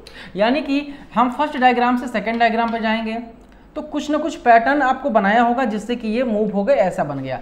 सेकंड से थर्ड पर जाएंगे, थर्ड से फोर्थ पर जाएंगे, तो ये कुछ ना कुछ चेंजिंग सभी में किया जा रहा है, जो कि बैक टू बैक अगर आप देखेंगे तो एक आपको जो है पैटर्न मिलेगा। और इसी पैटर्न को फॉलो करके हम एक नया डायग्राम यहाँ पर बनाएंगे और ये हमारा नया डायग्राम क्या हो जाएगा, इस क्वेश्चन का आंसर। यानी इसमें से कोई एक ऐसा डायग्राम होगा जो इसी पैटर्न को फॉलो करते हुए नेक्स्ट डायग्राम यहाँ पे डिजाइन करेगा। तो आइए देखते हैं। पहले हमें ऐसे क्वेश्चंस में सबसे पहले पैटर्न पता करने की जरूरत होती है, चाहे वो नॉन वर्बल का क्वेश्चन हो चाहे वर्बल रीजनिंग का क्वेश्चन हो। बच्चे यहाँ पे नॉन वर्बल का क्वेश्चन है, आगे हम वर्बल रीजनिंग का भी क्वेश्चन देखेंगे नंबर सीरीज में, बट यहाँ पे हम फिगरल सीरीज की बात कर रहे हैं, तो पैटर्न पकड़ना बहुत जरूरी है। तो देखते हैं, आप देखिए सभी में स्क्वायर बना हुआ है, स्क्वायर सभी में है, डायग्राम्स कहीं ना कहीं सब में सेम है। अब हम पहले यहाँ पे इस जो है इसकी बात कर लेते हैं, इसकी बात कर लेते हैं एरो की। तो एरो बेटा देखो यहाँ पे लेफ्ट कॉर्नर में नीचे की तरफ है। अब उसके बाद ये यहाँ पे बीच में हो रहा है, यानी कि ये एंटी क्लॉकवाइज मूव कर रहा है, वो भी 45 डिग्री। कितना, 45 डिग्री, 45 डिग्री। अब जब सेकेंड से थर्ड में जाते हैं बेटे तो ये देखो यहाँ पे है ना, तो यहाँ पे बन जा रहा है, यानी कि एंटी क्लॉकवाइज ही मूव कर रहा है, बट पहले 45 डिग्री गया, फिर 90 डिग्री मूव किया। अब फिर देखो बेटे यहाँ से इस कॉर्नर पे आ गया, यानी कि फिर से एंटी क्लॉकवाइज गया, बट अभी 45, यानी एक बार 45 जाएगा, फिर 90 जाएगा, फिर 45 जाएगा, है ना। तो इस तरह से अब आगे जब फिर बनेगा बेटे तो फिर 90 डिग्री मूव करेगा, यानी ये अगर इस कॉर्नर पे है तो एक्चुअल में इस कॉर्नर पर होना चाहिए यहाँ पर डायग्राम, यहाँ पर जो डायग्राम बनेगा वहाँ पे ये इस कॉर्नर पे एरो होना चाहिए। अब हम बात करें बेटे अंदर वाला जो डायग्राम है, तो आइए उसके बारे में बात कर लेते हैं, उसके बारे में बात कर लेते हैं। ये देखो अब यहाँ पर ये इस तरह से इसका डायरेक्शन है, इसका शेप यहाँ पर बना हुआ है। अब ये नीचे ऐसे कॉर्नर पे बन गया, यानी ये क्लॉकवाइज मूव कर रहा है बच्चे, क्लॉकवाइज, और पहले 45 डिग्री आया। कितना आया, 45 आया। अब देखो यहाँ से इस कॉर्नर पे था, इस कॉर्नर पे था, अब ये इस कॉर्नर पे यहाँ पे आ गया, यहाँ पे आ गया, यानी अभी भी ये देखिए जो है क्लॉकवाइज ही मूव कर रहा है बट 90 डिग्री, यहाँ 45 डिग्री, यहाँ 90 डिग्री। अब फिर ये यहाँ से देखो, जब यहाँ से यहाँ पे आया है तो फिर 45 डिग्री मूव किया है, देखो यहाँ से यहाँ पे आया, ये क्लॉकवाइज चल रहा है, ध्यान देना। अब बेटे जब हम दोबारा यहाँ से 90 डिग्री मूव कराएंगे तो ये वाला डायग्राम यहाँ पर बनेगा, यानी कि यहाँ पर डायग्राम हमारा होना चाहिए, यहाँ पे डायग्राम हमारा होना चाहिए। तो बच्चों यहाँ पे देखो इस क्वेश्चन में कौन सा ऑप्शन ऐसा मैच कर रहा है, then you can find D is the correct answer, D is the correct answer. तो ऐसे ही प्रश्नों को हमें गैस करना है और ऐसे ही पैटर्न हमें पकड़ना है। हम बात कर रहे हैं क्वेश्चन नंबर 12 की। अब यहाँ देखो पहले में ही आपको क्वेश्चन मार्क लगा दिया है, यानी कि अब हमें बैक से सोचना पड़ेगा। हम ये देख रहे हैं कि यहाँ पे क्या चेंजिंग होती चली आ रही है। बच्चों यहाँ पे सर्कल सभी में दिख रहा है, बट यहाँ पे 4 साइड्स वाले जो है आपके डायग्राम है, यहाँ पे 3 साइड वाला डायग्राम, यहाँ पे 2 साइड वाला डायग्राम। अब बेटे 1 साइड वाला डायग्राम होगा बट इनर होना चाहिए, इनर होना चाहिए, यानी कि C is the correct answer, C is the correct answer. आइए बात करते हैं आगे नेक्स्ट क्वेश्चन। देखो क्वेश्चन नंबर 13, क्वेश्चन नंबर 13 की जब हम बात करते हैं बच्चों, यहाँ पे देखिए डायग्राम, यहाँ पे देखिए डायग्राम्स में क्या चीज़ें आपको पकड़ना है, जरा ध्यान से समझिए। देखो एक चीज़ आप यहाँ पे ऑब्जर्व कर रहे होगे, ये जो निकला हुआ है बाहर की तरफ बच्चों, पहले वाले डायग्राम में 3 है, 3 है, फिर 2 हुआ, फिर 1 हुआ। अगले वाले डायग्राम में 1 भी नहीं रहेगा, यानी कि ये आंसर बिल्कुल भी नहीं हो सकता, ये भी नहीं हो सकता, बिकॉज यहाँ नीचे देखो बना हुआ है, यानी कि आपका बी होगा या फिर सी होगा। अब हम बात करेंगे बच्चों, अब हम बात करेंगे यहाँ पे, जरा ध्यान से देखिए। अब ये जो ब्लैक वाला है और ये जो लाइनिंग वाला धारीदार बना है, इन दोनों को वॉच करिए आप बेटे। यहाँ से देखो, ये यहाँ पर बना हुआ है ब्लैक वाला पोर्शन, देख रहे हो, आगे में कहाँ बना, ये देखो यहाँ पर बना, यानी 1 छोड़ के यहाँ पे दूसरा, यानी अल्टरनेट मूव कर रहा है। अब यहाँ पे बन गया ना, यहाँ छोड़ के अब यहाँ बनेगा, इस तरह से बनना चाहिए, देखो इस तरह से बनना चाहिए, यहाँ बना हुआ है ना, अब फिर अल्टरनेट, एक छोड़ के यहाँ पे, यानी कि अब यहाँ पर बनना चाहिए ब्लैक वाला पोर्शन, तो ये ब्लैक वाला होना चाहिए। तो देखो ये ब्लैक वाला आपका नीचे जो है, नीचे राइट वाले कॉर्नर के लेफ्ट में होना चाहिए, नीचे राइट वाले कॉर्नर पे देखो बेटा लेफ्ट में, ये देखो, देख रहे हो ना, ये देख रहे हो, यानी कि आपका आंसर क्या हो जाएगा, बी हो जाएगा, आपका आंसर क्या हो जाएगा, बी हो जाएगा। ऐसे ही आप लाइनिंग वाले को भी अगर आप वॉच करोगे तो वो भी आपका क्लू दे जाएगा। बट हमारा आंसर आ गया है तो हमें टाइम वेस्ट करने की जरूरत नहीं है, हम बात करेंगे अगले क्वेश्चन की ओर। बच्चों क्वेश्चन नंबर 14 की बात करते हैं। क्वेश्चन नंबर 14 में आप देख पा रहे होंगे, यहाँ पे 2 साइड्स हैं, यहाँ पे 3 साइड्स हो गया, यहाँ पे 4 साइड्स हो गया, अब बेटे 5 साइड्स यानी पेंटागन होगा, यानी कि B option is the correct answer, B option is the correct answer. आइए हम बात करते हैं नेक्स्ट क्वेश्चन की, क्वेश्चन नंबर 15। क्वेश्चन नंबर 15 से 17 तक देखिए हमारा क्या इंस्ट्रक्शन है।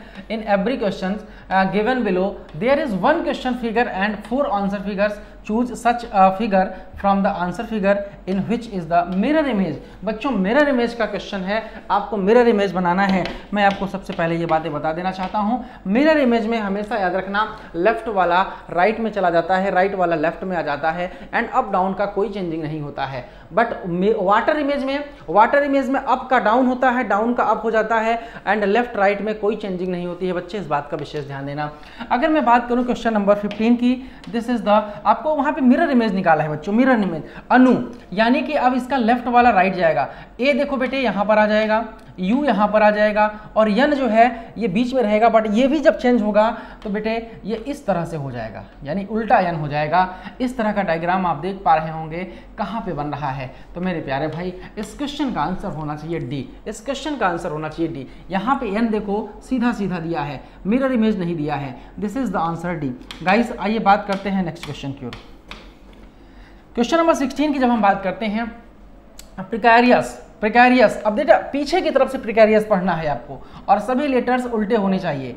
प्रिकैरियस, मुझे लगता है कि आपका आंसर ए ही सही होना चाहिए, क्योंकि यहाँ पे पी देखिए, आर देखिए, सब सीधा है, ये बिल्कुल नहीं होगा। यहाँ पे आर देखिए सीधा लिखा हुआ है, ये बिल्कुल नहीं होगा। यहाँ पे देखिए यस और पी, ये बिल्कुल नहीं होगा। इस क्वेश्चन का आंसर ए होगा। मिरर इमेज में लेफ्ट का राइट जाएगा, राइट का लेफ्ट जाएगा। आइए बात करते हैं क्वेश्चन नंबर 17 की ओर। देखिए अब इस क्वेश्चन की बात करें, इसका मिरर इमेज निकालना है, यानी ये जो लाइनिंग आपका राइट में है ना, ये लेफ्ट में जाएगा, तो बेटे यहाँ पे लेफ्ट में है, देख रहे हो ना, ये लेफ्ट में है, और ये जो ब्लैक वाला पोर्शन ये लेफ्ट में है, ये राइट में जाएगा, यानी इस क्वेश्चन का आंसर क्या होगा गाइस, इस क्वेश्चन का आंसर होगा सी। हम बात करते हैं अगले क्वेश्चन की ओर, क्वेश्चन नंबर 18। देखिए यहाँ से आपका बेटे वाटर इमेज शुरू हो रहा है। वाटर इमेज में मैंने अभी भी क्या बताया है, अप का डाउन होता है, डाउन का अप होता है, बट लेफ्ट एंड राइट में नो चेंजिंग गाइस, इतना ध्यान देना। तो बात करते हैं क्वेश्चन नंबर 18 की। क्वेश्चन नंबर 18 की जब हम बात करते हैं, ऑब्लिटरेट है। ऑब्लिटरेट बच्चों ध्यान देना, इसको हम लेफ्ट से ही पढ़ना शुरू करेंगे, राइट से नहीं पढ़ेंगे, क्योंकि इसका लेफ्ट राइट में चेंजिंग नहीं है, अप डाउन में है। ध्यान देना, ऑब्लिटरेट, OBLITERATE। ध्यान से देखना बच्चों, इसके जितने भी लेटर्स हैं सब अप से डाउन हो गए हैं, यानी इस क्वेश्चन का आंसर होगा ए। इस क्वेश्चन का आंसर होगा ए। यहाँ पे देखो बच्चों, यहाँ पे अगर आप देखोगे तो ये देखो यहाँ पे टी इस तरह से लिखा हुआ है, तो ये क्वेश्चन इसका आंसर बिल्कुल नहीं होगा। यहाँ पे देखो टी यहाँ सीधे सीधे लिखा है, इसका बिल्कुल आंसर नहीं होगा। और यहाँ पे देखो बेटे, यहाँ पे देखोगे तो इस क्वेश्चन में भी कहीं ना कहीं इस क्वेश्चन का 2 आंसर हो गया है। इस क्वेश्चन का आंसर कितना हो गया बेटे, 2 हो गया है। तो ध्यान दीजिएगा, यहाँ पे देखिए टी थोड़ा सा मिसप्रिंट हो गया है, ये टी यहाँ पे होना चाहिए था, तो यहाँ पे आ गया है, बट यू डोंट वरी, इसको आप लोग थोड़ा सा ध्यान दीजिएगा, नोटिस करिएगा। तो वैसे इस क्वेश्चन का आंसर यहाँ पे 2 है, बट ये जो थोड़ा सा मिसप्रिंट हो गया है, ये टी यहाँ पे देखिए मिस हो गया है, इस टी को शायद यहाँ पे ऊपर पे रखा जाना था। तो बेटे जब ये टी यहाँ पर आ जाएगा, ऐसे यहाँ पे अगर आ जाएगा, तो ये जो है ये पूरा सीधा सीधा टी हो जाएगा, इसलिए ये आंसर नहीं होगा। तो आपका कौन सा आंसर होगा, डी आंसर होगा। इस बात का ध्यान दीजिए, इस क्वेश्चन में आपको सिर्फ ये सीखना है, इस बात पे फोकस करना है कि इसमें किस तरह से जो है आंसर हमें एग्जाम में निकालना है ना। क्योंकि यहाँ पे 2 ऑप्शन आपके जो है बाय मिस्टेक, एक्चुअली में ये जो टी यहाँ पे करेक्शन था वो यहाँ से यहाँ चलाया है मिसप्रिंट। तो बेटे आपका आंसर क्या होना चाहिए, 4 होना चाहिए। आइए हम बात करते हैं आगे, क्वेश्चन नंबर 19। क्वेश्चन नंबर 19 का अगर हम वाटर इमेज की बात करें बच्चों, देखिए ये जो ऊपर वाला लाइनिंग है ना, ये नीचे आएगा, यानी यहाँ पर आएगा, यानी देखो यहाँ पे ये लाइनिंग दिख रहा है ना, और किसी ऑप्शन में नहीं है। इस क्वेश्चन का आंसर क्या होगा बच्चों, बी ऑप्शन होगा, B is the correct answer. आइए हम बात करते हैं अगले क्वेश्चन की ओर। Question number 20। क्वेश्चन नंबर 20 क्या कह रहा है, in a certain code profession. देखो ये आपका कोडिंग डिकोडिंग का क्वेश्चन है, तो मैं इसको थोड़ा सा छोटा करूं ताकि आप लोगों को दोनों लैंग्वेज दिखे बच्चों। कह रहे हैं कि in a certain code profession is written as this, how is dictionary written in that code. बच्चों यहाँ से प्रोफेशन की अगर बात करें, देखो प्रोफेशन में जितने भी लेटर हैं वे सारे लेटर्स इस वर्ड में यूज़ कर दिए गए हैं, इस वर्ड में यूज़ कर दिए गए हैं। यहाँ पे आप एक चीज़ देखो, यहाँ पे एक चीज़ देखोगे तो आपका इसमें रिवर्स वाला रूल लगाया गया है, रिवर्स वाला रूल। तो जितने लेटर्स हैं उनको हाफ हाफ करके रिवर्स किया गया है, क्योंकि जब कंप्लीट रिवर्स होता है बेटे तो ये पी यहाँ पर आ जाता है, एन यहाँ पर आ जाता है, बट ये पार्शियल रिवर्स है। ये क्या है, पार्शियल रिवर्स है। तो पार्शियल रिवर्स का मतलब बेटे ये होता है, यहाँ ये होता है, देखो 1 2 3 4 5 6 7 8 9 10 लेटर्स हैं, तो 5 लेटर्स को 2 पार्ट में डिवाइड कर दो, 2 पार्ट में डिवाइड कर दो। अब उसके बाद ये वाला लेटर यहाँ से रिवर्स कर दो, EFORP, देखो EFORP। अब उसके बाद NOISS, देख लिया ना। ऐसे ही डिक्शनरी को भी आप करना, ऐसे ही डिक्शनरी को भी आप कर सकते हो। तो आइए देखते हैं डिक्शनरी में कितने लेटर हैं, पहले काउंट करिए, 1 2 3 4 5 6 7 8 9 10। तो बच्चों यहाँ भी हम 5 पार्ट में डिवाइड करेंगे, 5 पार्ट में डिवाइड करेंगे और इसको हम रिवर्स करेंगे, ITCID, इसको रिवर्स करेंगे YRANO। देखो आंसर कौन सा है, ITCID यहाँ पे है, YRANO। Guys B option is the correct answer, B option is the correct answer. तो हम बात करते हैं अगले क्वेश्चन की ओर, क्वेश्चन नंबर 21। तो 21 में देखो बच्चों, कह रहा है if Delhi is written as CDKGH, how is India written in that code. Delhi यानी कि बच्चों यहाँ पे देखो ये दिल्ली है, ये दिल्ली है, यहाँ पे लिखा गया है CDKGH। इससे एक बात तो क्लियर हो गई कि D में 1 माइनस किया बच्चों C आ गया, E में 1 माइनस किया D आ गया, L में 1 माइनस किया K आया, H में 1 माइनस किया G आया, I में 1 माइनस किया H आया। सेम एज अगर मैं बात इंडिया की करूं, इंडिया को अगर मुझे डिकोड करना हो, इंडिया को मुझे अगर डिकोड करना, इंडिया का अगर कोडिंग मुझे बनाना हो, तो यहाँ I में मैं -1 करूंगा बच्चों, यहाँ पे H आएगा, N में 1 माइनस करूंगा M आएगा, D में 1 माइनस करूंगा C आएगा, I में 1 माइनस करूंगा H आएगा, A में 1 माइनस करूंगा Z आएगा। That means HMCHZ, that is B option, B is the correct answer. आइए बात करते हैं बच्चों क्वेश्चन नंबर 22। देखिए क्वेश्चन नंबर 22 एंड 23 के लिए हमारे पास इंस्ट्रक्शन है, choose the word which is different from the rest.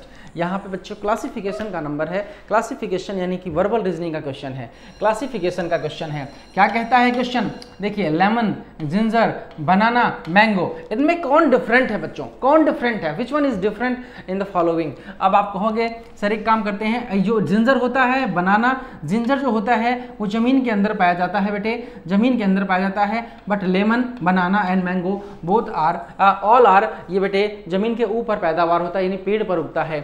और ये जो है बेटे क्या होता है, तना होता है। Then your answer will be B. आपका आंसर क्या होगा बच्चों, आपका आंसर होगा बी। बिल्कुल ऐसे ही डिफरेंट वन ढूंढना है। आइए देखते हैं अगले क्वेश्चन की ओर। यहाँ पे वाटर और थर्स्ट दिया है, यानी कि वाटर जो है थर्स्ट को मिटाता है। यहाँ पे देखो बच्चे, एयर जो है सफोकेशन को खत्म करता है, फूड जो है हंगर को खत्म करता है। क्या प्रतिभा शिक्षा को खत्म कर देती है, नहीं, ये बिल्कुल इन चारों में से डिफरेंट है। Then your answer will be B, your answer will be B. आइए हम बात करते हैं अगले क्वेश्चन की ओर, क्वेश्चन नंबर 24। बच्चों जब हम बात करते हैं 24 की, यहाँ ध्यान से देखिएगा, क्वेश्चन थोड़ा सा मैं छोटा करूँगा बिकॉज ऑप्शन भी आपको देखनी चाहिए। तो एक काम करते हैं बच्चों, मैं हिंदी में ही क्वेश्चन पढ़ लेता हूँ, थोड़ा सा कोऑपरेट करिएगा आप लोग, है ना। देखिए क्योंकि दोनों लैंग्वेज में मैं यहाँ पे देख नहीं पाऊंगा और क्वेश्चन थोड़ा बड़ा है। तो बच्चों देखो, 6 लड़के हैं एक पंक्ति में बैठे हैं।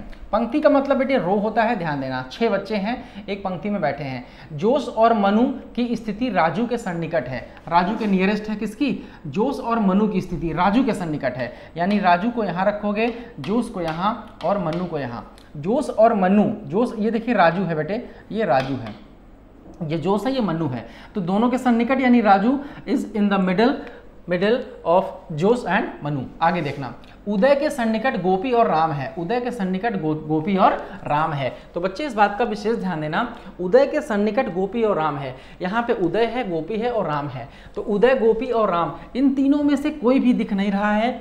तो जब ऐसा अगर हमें स्टेटमेंट मिले जिसमें से दिए गए सभी पर्सन्स के नेम में से कोई भी अगर इसमें सिटिंग अरेंजमेंट में ऑलरेडी ना बैठा हो, तो इस सेंटेंस को थोड़ी देर के लिए रोकना पड़ेगा जब तक किसी एक का रिलेशनशिप इन तीनों से ना मिल जाए। आगे देखिए, गोपी जोश अथवा मनु किसी के भी बगल में नहीं है। ये जो गोपी है ना, ये जोश अथवा मनु के बगल में नहीं है, यानी ना ही यहाँ पे गोपी होगी और ना ही यहाँ पे। तो मैं यहाँ जी लिख करके काट दूंगा बच्चों, तो आप समझ जाइएगा कि गोपी यहाँ पे नहीं होगा।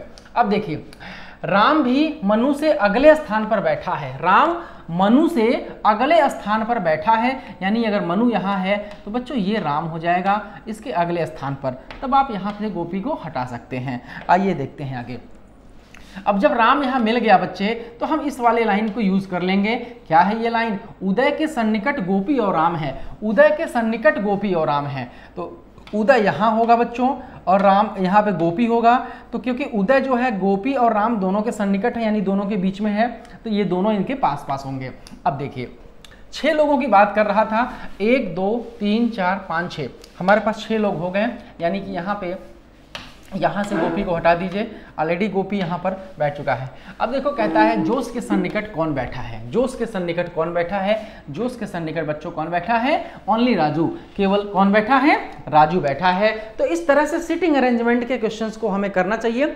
यहाँ पे बेटे 3 तरह के क्वेश्चन बनते हैं आपके, रो बेस्ड क्वेश्चन है ना, circular table and square table. But यहाँ पे आपने देखा हम लोग रो वाले क्वेश्चन हमने देखे कैसे जो है पंक्तियों से संबंधित क्वेश्चन बनते हैं। आइए बच्चों हम बात करते हैं अगले क्वेश्चन की ओर। तो चलिए बच्चों क्वेश्चन नंबर 25 की बात करते हैं। यहाँ से भी देखिए आपका ये सिटिंग अरेंजमेंट का क्वेश्चन है। यहाँ से क्या बोल रहा है, कह रहा है A P R X S and Z are sitting in a row, S and J. देखो एक रो में बैठाना है कितने लोगों को, 1 2 3 4 5 6 पर्सन्स को एक रो में बैठाना है, सिटिंग अरेंजमेंट करना है। अब आगे कहता है S and Z are in the centre, यानी कि 6 लोग को बनाओ, 1 2 3 4 5 6। अगर यस और जेड बेटे सेंटर में है तो यस और जेड को यहाँ पे लिख दो, क्योंकि सेंटर पे 2 इधर, मिडल में आपका आया यस और जे।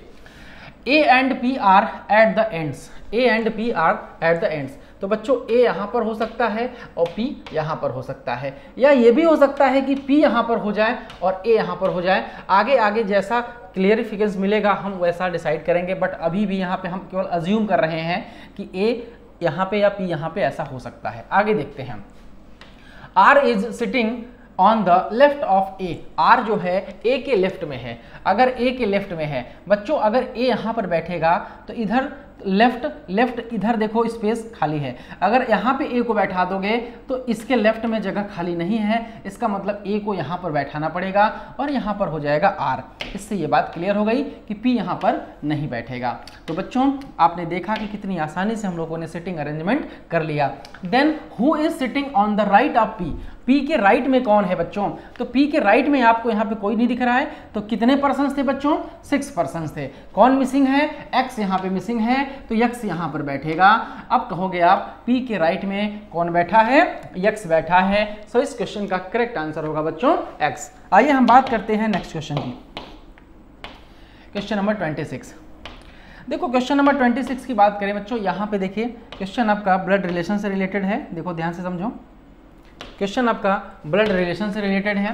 कहता है pointing towards a girl in the bus a man said to his सन।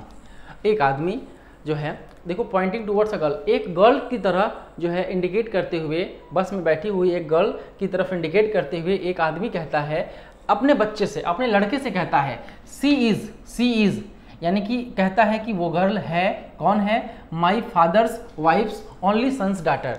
देखो हम डायग्राम की हेल्प से बनाएंगे बच्चों। माई किसके लिए यहाँ पे आया है? मैन के लिए आया है। देखो ये मैन हो जाएगा, तो कहता है my fathers wife, my father, देखो बेटे ये इसका फादर हो जाएगा। हम मैन के लिए, ध्यान देना, मैन के लिए हम ट्रायंगल डिनोट करेंगे और फीमेल के लिए सर्कल बनाएंगे, और अगर जनरेशन हमारा अप होगा तो हम वर्टिकल लाइन से अप बनाएंगे, और जनरेशन हमारा सेम होगा तो बेटे हम हॉरिजॉन्टल लाइन में ही उसे रखेंगे। ध्यान देना। अब यहाँ पे फादर की बात आ रही है तो यहाँ जनरेशन चेंज हुआ तो मैंने वर्टिकल लाइन का यूज किया। फादर्स वाइफ यानी फादर्स वाइफ, देखो बेटे हस्बैंड और वाइफ के लिए हम डबल हॉरिजॉन्टल लाइन का यूज करेंगे, ब्रदर सिस्टर के लिए सिंगल हॉरिजॉन्टल लाइन का यूज करेंगे। ध्यान देना, है ना। Father's wife's only son's daughter, only son's daughter, यानी ये जो फादर्स वाइफ है इसकी ओनली सन, इसका ओनली सन ये मैन खुद होगा, और इसकी डॉटर यानी ये गर्ल है, इसकी डॉटर यानी ये गर्ल है। डॉटर यानी कि नीचे वाले जनरेशन में आएगा, इसलिए मैंने वर्टिकल लाइन से इसको रिलेट किया। आगे देखो क्या कहता है, how is girl related to that man, ये गर्ल इस मैन से किस तरह से रिलेट करती है? आप कहोगे daughter. How is girl related to that man, that is the daughter. So guys answer will be B, answer will be B. हम बात करेंगे नेक्स्ट क्वेश्चन की। देखिए क्वेश्चन नंबर 26 था। 27, क्वेश्चन नंबर 27 से 28 देखो, look carefully for the pattern and choose which number comes next and try to get correct answer the following questions. मतलब ये हुआ कि इसमें सीरीज के क्वेश्चंस आपके लिए आ गए बच्चे, सीरीज। अब आपको समझना है, ये पैटर्न आपको पकड़ना है और ये क्वेश्चन मार्क वाला वैल्यू आपको फाइंड आउट करना है। तो गाइज ध्यान देना, 37 से जब हम 31 पर आते हैं तो -6 करते हैं, 31 से 26 पर आते हैं -5 करते हैं, 26 से 22 पर आते हैं -4 करते हैं, 22 से 19 पर आते हैं -3 करते हैं, 19 से 17 पर आते हैं -2 करते हैं। देख रहे हैं आप लोग, माइनस मतलब एक की कमी होती जा रही है। अब यहाँ पे बेटे -1 करोगे, कितना करोगे? -1, that is the 16। So guys your answer will be D, your answer will be D. I hope you will understand very clearly. So बात करते हैं नेक्स्ट क्वेश्चन 28 की, क्वेश्चन नंबर 28। तो बच्चों हम बात करेंगे क्वेश्चन नंबर 28 की। 28 देखिए यहाँ पे वही पैटर्न, यहाँ भी सर्च मारना है। 6 से हम 11 पर जा रहे हैं बच्चों, +5 हो रहा है। 11 से हम 18 पर आ रहे हैं बच्चों, +7 हो रहा है। ध्यान से देखिएगा, हम 18 से 27 पे आ रहे हैं, +9 हो रहा है। 27 से 38 पे आ रहे हैं, +11 आ रहा है। हमने क्या ऑब्जर्व किया? हमने यहाँ पे ऑड नंबर्स ऑब्जर्व किए हैं। It is from start from 5, 7, 9, 11। अब बच्चे क्या होगा? 13 होगा। यहाँ पे 13 ऐड होना चाहिए और नेक्स्ट हमारा बच्चों 15 ऐड होना चाहिए। अब यहाँ पे 13 ऐड करके देखते हैं कौन सा नंबर आएगा। 38 में 13 ऐड करोगे, इट शुड बी 51।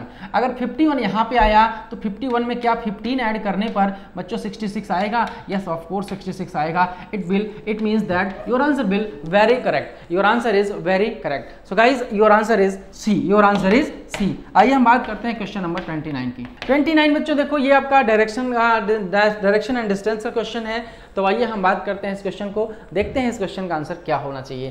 कहता है a man who is walking towards east, एक आदमी है बच्चे ईस्ट की तरफ क्या कर रहा है, वॉक कर रहा है।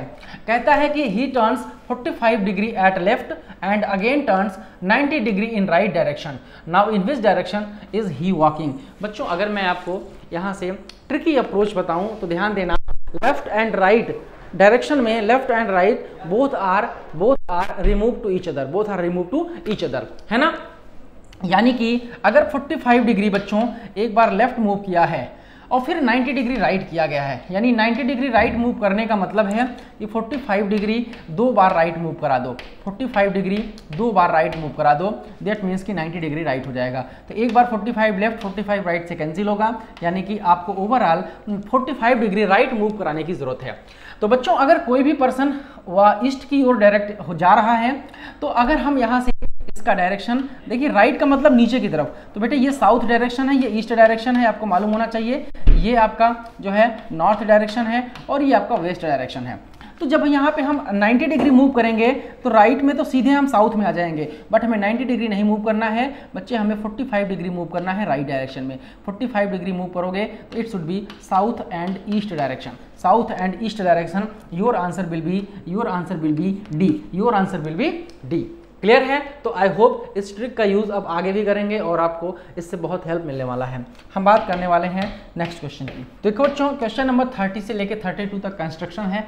In each of the following questions in which of the following answer figures question figures is embedded. यहाँ पे एम्बेडेड फिगर के क्वेश्चन से बच्चों, एम्बेडेड फिगर में क्या करना होता है आपको यहाँ बहुत ध्यान से समझना पड़ेगा। यानी कि ये जो डायग्राम आपको दिख रहा है बच्चे, ये वाला डायग्राम देख रहे हो ना, ये वाला डायग्राम्स इन नीचे गिवन ऑप्शंस में किसी भी एक ऑप्शन में छिपा हुआ है, आपको सर्च करना है। तो बच्चों अगर मैं यहाँ से ऑब्जर्व करूँ, तो मुझे एक बात यहाँ से समझ में आती है कि ये वाला डायग्राम देखो यहाँ पर मिल रहा है, देख रहे हो ना, ये वाला डायग्राम यहाँ पे मिल रहा है। बच्चों गौर से देखो तो ये सेम डायग्राम यहाँ पर छिपा हुआ है, that means A is the correct answer. आइए हम बात करते हैं नेक्स्ट क्वेश्चन की, क्वेश्चन नंबर 31। जब हम बात करें क्वेश्चन नंबर 31 की, तो ये डायग्राम ध्यान से देख लो। इस डायग्राम को हमें यहाँ पे सर्च करना है। तो बच्चों ये डायग्राम देखो यहाँ इस तरह से है, देख रहे हो, ये देखो ये डायग्राम है। तो हम अगर यहाँ पे ऑब्जर्व करें, ये है, फिर यहाँ से ऐसे है ना, फिर ऐसे ऐसे और ऐसे, ये ध्यान से देखो बच्चे, यहाँ पे बी वाले ऑप्शन में हम मैच कर पा रहे हैं, यानी B is the correct answer. हम बात कर रहे हैं क्वेश्चन नंबर 32 की। तो 32 देखो बेटे यहाँ पे क्या है, ये पूरा का पूरा सर्कल था, बट यहाँ पे थोड़ा सा यहाँ से कट निकाला गया है। तो ये डायग्राम अगर आप देखें तो बेटे यहाँ पर मैच कर रहा है। देखो ये डायग्राम, ये देख रहे हो, ये आपको डायग्राम कहीं ना कहीं मिल जाना चाहिए। उससे और भी जुड़े हुए डायग्राम्स हो सकते हैं, बट हमें उन पे नहीं फोकस करना है। क्या ये डायग्राम मैं ले जा करके कहीं सेट कर सकता हूं, बस ये आपको ऑब्जर्व करना पड़ेगा। तो ठीक है बच्चों, आज के लिए बस इतना ही। Now we will meet in next model paper. So thank you so much, I hope you will understand very clearly. आपके एग्जाम के पॉइंट ऑफ व्यू से बहुत इंपॉर्टेंट पेपर है और करीब दिए गए टॉपिक, जिस टॉपिक से क्वेश्चन आपके एग्जाम में आते हैं, मैंने वही टॉपिक कवर करने की कोशिश की है। तो मैं उम्मीद करता हूं कि आप सभी लोग अपनी तैयारी बेहतर तरीके से करेंगे और माई well wishes is with you. So guys, आप सभी लोग अपने जीवन में आगे बढ़ें और अपने एग्जाम को क्वालिफाई करें। Thank you so much. जय हिंद, जय Bharat. A very good morning to everyone. You're most welcome at the Major Kalsi classes. This is Abhishek Dwivedi, your GS faculty. Today we have to discuss about the FCAT paper. If we're talking about the most important questions are here. मैं जैसा कि आपके सामने ये series लेकर के आया हूं और कंटिन्यूअसली मेजर कलसी परिवार आपके लिए back to back number of questions model paper से लेकर के आ रहा है। Each and every exams, navy MR से लेकर के सीडीएस, एफकैट, एनडीए, सारे पेपर पैटर्न आपको विद इन अ वीक देखने को मिलेंगे। बैक टू बैक आपको सारे को एग्जाम्स ओरिएंटेड क्वेश्चंस मिलेंगे। एक नंबर ऑफ क्वेश्चंस की सीरीज होगी, तो पेन और पेपर लेकर के बैठ जाइए और ये चेक करिए कि नंबर ऑफ क्वेश्चंस कितने आप सही कर पा रहे हैं और क्या कमी है, इसको किस तरीके से रिमूव कर सकते हैं। चलिए स्टार्ट करते हैं। पहला question, here is the first question. If you're talking about the first Commonwealth Games are 1930 British Empire Games were held in. जो पहला कॉमनवेल्थ गेम हुआ था ये अगर बात करी जाए 1930 का ब्रिटिश अंपायर गेम जिसे कहा जाता था, वो कहां पे हुआ था? अगर बात करी जाए इसकी बात मैं करता हूं तो आप समझ पाएंगे कि यहां पे London, Auckland, Hamilton and Sydney. Right answer will be the Hamilton will be the. जो 1930 का कॉमनवेल्थ गेम्स हुआ था, इसमें इंडिया ने पार्टिसिपेशन नहीं किया था, didn't participated, but in the year of 1934 India participated. Back to back अगर मैं बात करता हूं तो औपनिवेशिक क्षेत्र थे हम लोग, और हम लोग क्या थे? एक ब्रिटिश औपनिवेशिक क्षेत्र के रूप में थे। तो हमने क्या किया था? इंडिया को रिप्रेजेंट तो हुआ था, लेकिन प्रॉपर ब्रिटिश औपनिवेशिक शक्ति के अंतर्गत इंडिया ने रिप्रेजेंटेशन किया था 1934 के कॉमनवेल्थ गेम में। इंडिया में जो पहली बार कॉमनवेल्थ गेम्स का आयोजन किया गया वो बेटा किया गया 2010 में, और दिल्ली में किया गया। और कहा जाता है कि 2010 का जो कॉमनवेल्थ गेम्स हुआ था उसमें इंडिया की रैंक थी सेकंड। मतलब कह सकते हैं कि कॉमनवेल्थ की हिस्ट्री में इंडिया का बेस्ट परफॉर्मेंस था। Maximum number of medals attend किए थे इंडिया ने 2010 में, जो कि दिल्ली में हुआ था।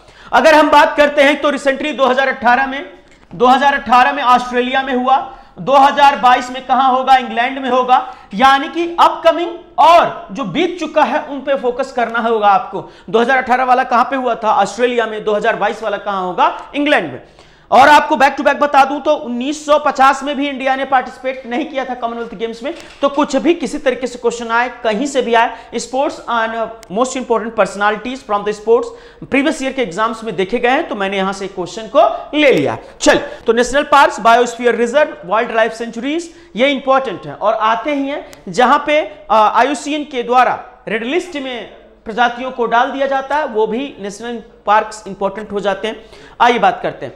तो the Mangalavanam bird wildlife sanctuary is located in which state of India? Kerala. Kerala ये काफी इंपॉर्टेंट है पॉइंट ऑफ व्यू से, क्योंकि नॉर्थ ईस्ट की अगर मैं बात करता हूं और साउथ इंडिया के नेशनल पार्क्स अमूमन आपके एग्जाम्स में पूछे जाते हैं। The servants of India, if you talking about the question number 3, The Servants of India Society was founded by whom among the following in 1905? Lala Lajpat Rai, Gopal Krishna Gokhale, Mahatma Gandhi, Rabindranath Tagore. तो यहां पे जो राइट आंसर होगा वो आपका होगा गोपाल कृष्ण गोखले। और गोपाल कृष्ण गोखले की अगर मैं बात करता हूं तो INC के एज अ प्रेसिडेंट भी इन्होंने काम किया था, और गोपाल कृष्ण गोखले वही जो महात्मा गांधी के राजनीतिक गुरु हुआ करते थे।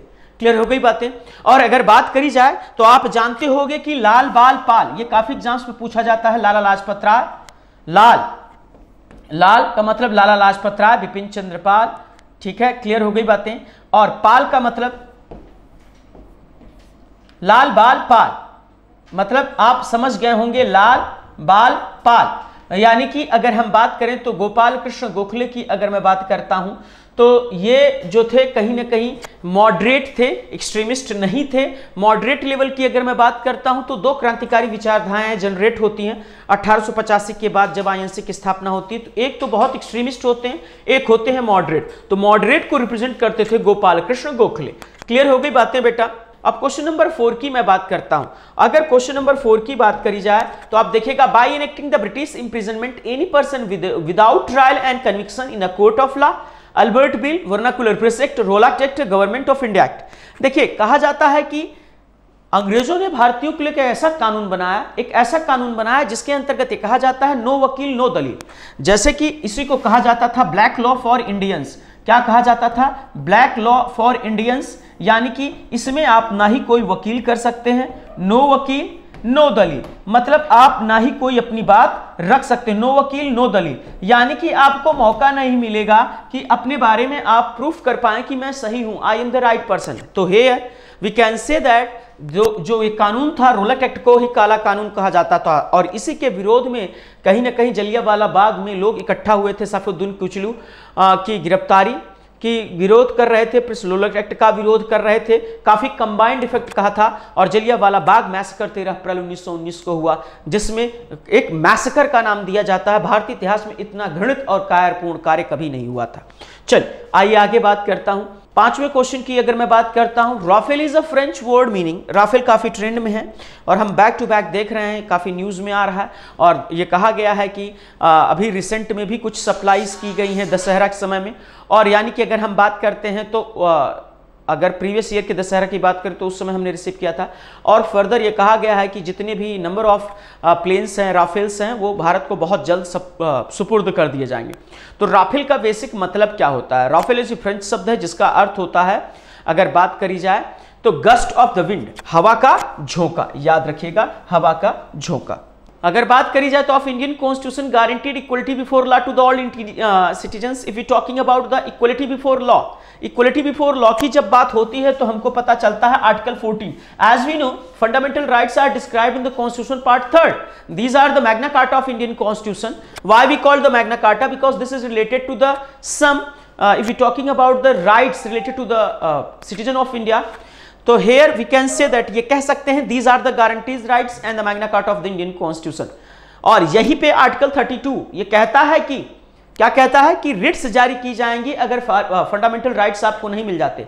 सुप्रीम कोर्ट आर्टिकल 32 के अंतर्गत रिट्स जारी करता है और हाई कोर्ट आर्टिकल 226 के अंतर्गत रिट्स जारी करता है। और ये 5 प्रकार की जो रिट्स जारी करती हैं वो कहीं ना कहीं आपके सेफगार्ड के लिए जारी की जाती हैं, आपकी सिक्योरिटी फीचर्स के लिए जारी की जाती हैं। तो यहाँ पे राइट टू इक्वलिटी की बात करते हैं। आप जानते हैं कि 6 फंडामेंटल राइट्स हैं और अगर बात करी जाए तो एक फंडामेंटल राइट आपका समाप्त हुआ गया है जिसे कानूनी अधिकार किया गया है, article 31 right to property. Right to property को समाप्त कर दिया गया है। किसे समाप्त कर दिया गया है? राइट टू प्रॉपर्टी को समाप्त कर दिया गया है, याद रखिएगा। और इसे 300A लीगल राइट्स बना दिया गया है, मतलब फंडामेंटल राइट्स से समाप्त करके इसे क्या कानूनी अधिकार दे दिया गया 300A, और संविधान के 12वें भाग में इसे रख दिया गया। किस कॉन्स्टिट्यूशन अमेंडमेंट के अंतर्गत ऐसी प्रक्रिया की गई? 44th amendment of a constitution 1978 के अंतर्गत यह प्रक्रिया की गई।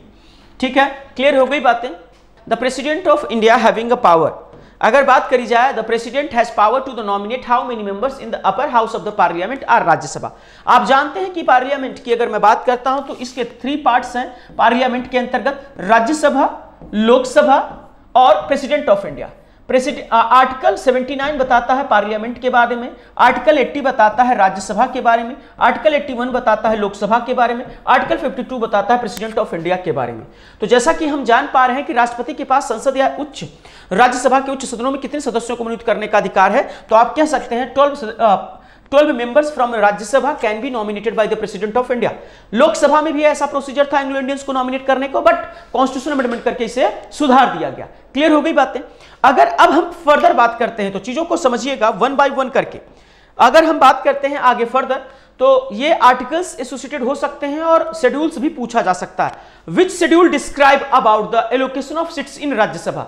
विच schedule decides or allocates allocation of seats in Rajya Sabha?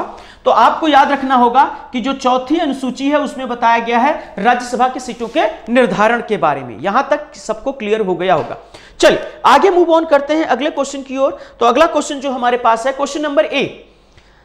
तो यहां पे आप देख पा रहे होंगे कि क्वेश्चन नंबर 8 में which river among the following drains into the Arabian sea? Narmada C. और रिवर ड्रेनेज सिस्टम से पूछा जाता है यहां पे क्वेश्चंस, तो एक क्वेश्चंस मैंने यहां पे भी ड्रॉ आउट किया है। अब आइए बात करते हैं क्वेश्चन नंबर 9।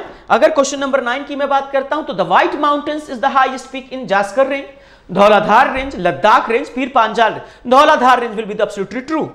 चल मूव ऑन करते हैं अगले क्वेश्चन की ओर। क्वेश्चन नंबर 10 की अगर मैं बात करता हूं तो देखिए books and author are the most important, और awards, books and author and sports personalities, इनसे एक क्वेश्चन आता ही है आपके एग्जाम में एफकैट में।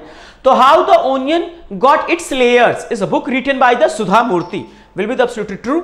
ना 11th क्वेश्चन की ओर अगर मूव ऑन करते हैं, Stanley cup is the related to the which among the following sports? Ice hockey.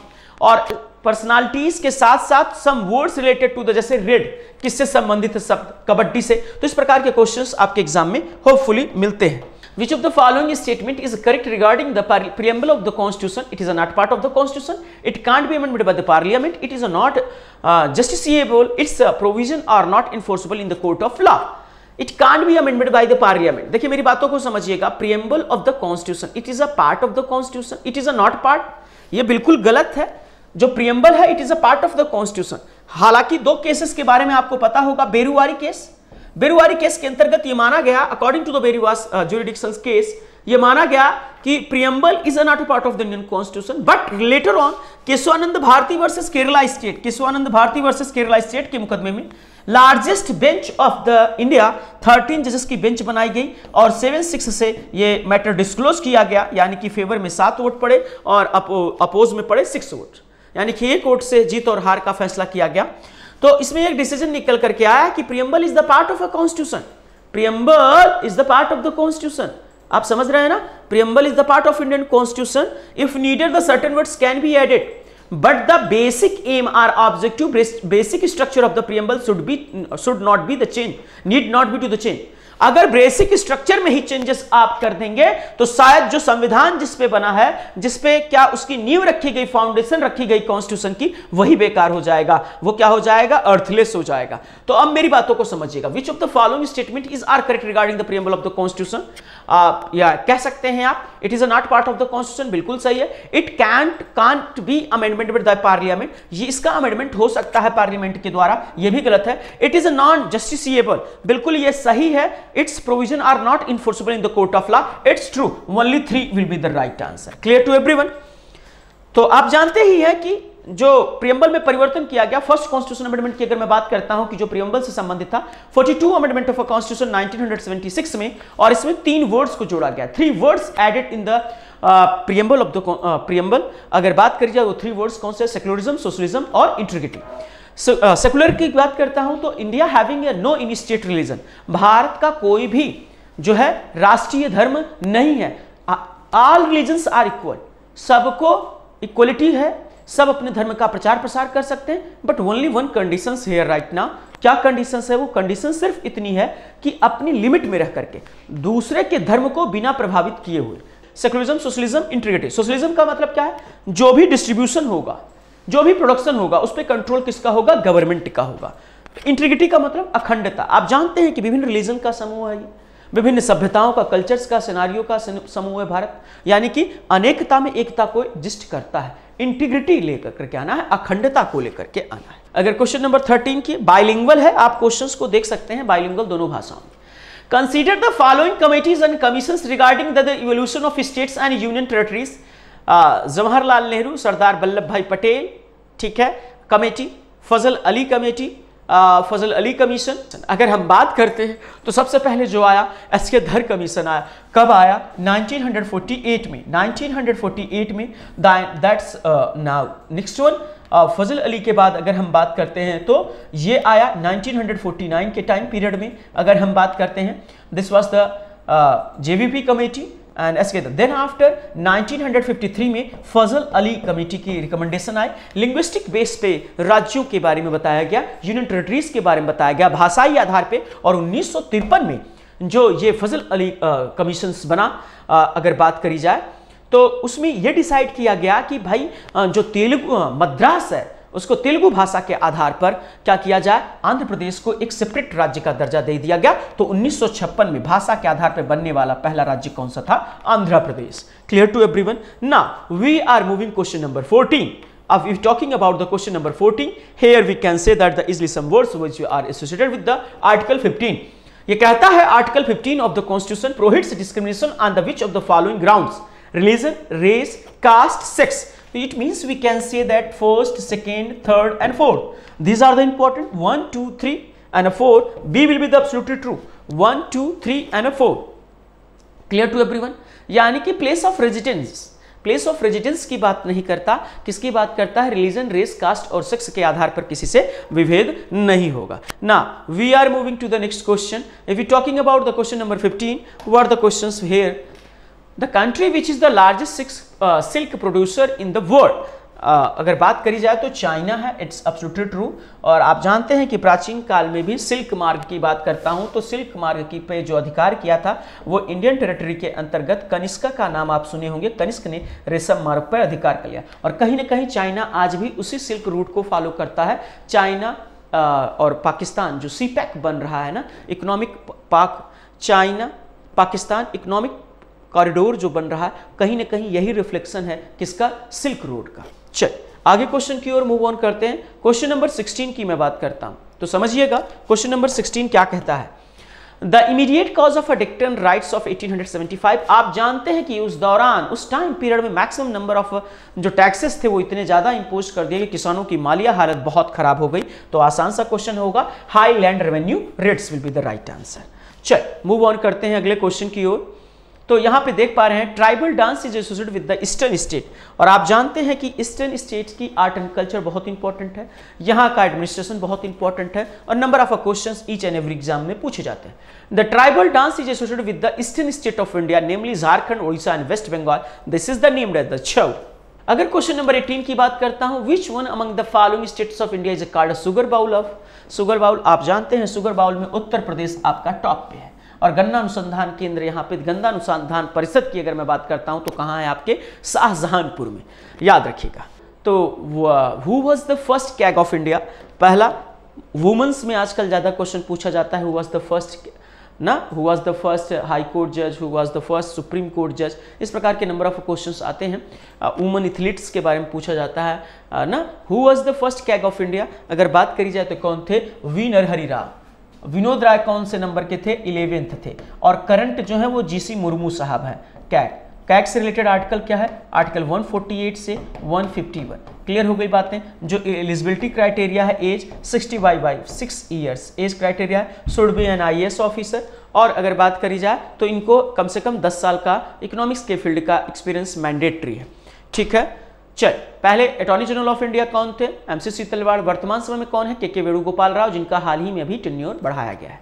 ये अगर हम बात करते हैं तो त्रिची कॉलेज के द्वारा, NIT त्रिची के द्वारा क्या किया गया है, इस पे फोकस किया गया है, और बताया जाए तो ग्लोबल इनिशिएटिव, ठीक है, ग्लोबल इनिशिएटिव है ये, और बात करी जाए तो रिलेटेड है जिसको कहा जाता है ज्ञान initiative related which of the following.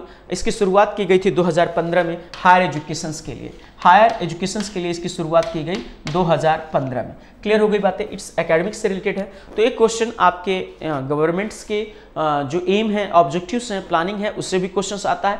तो ये जरूर आप बताइएगा कमेंट बॉक्स में कि 20 में आपके क्वेश्चंस कितने सही हुए, आपको ये सेशन कैसा लगा। इसी तरीके से कंटिन्यूअसली मेजर कलसी परिवार आपके लिए बैक टू बैक क्वेश्चंस ले आता रहेगा। तब तक के लिए थैंक यू सो मच। जय हिंद, जय भारत।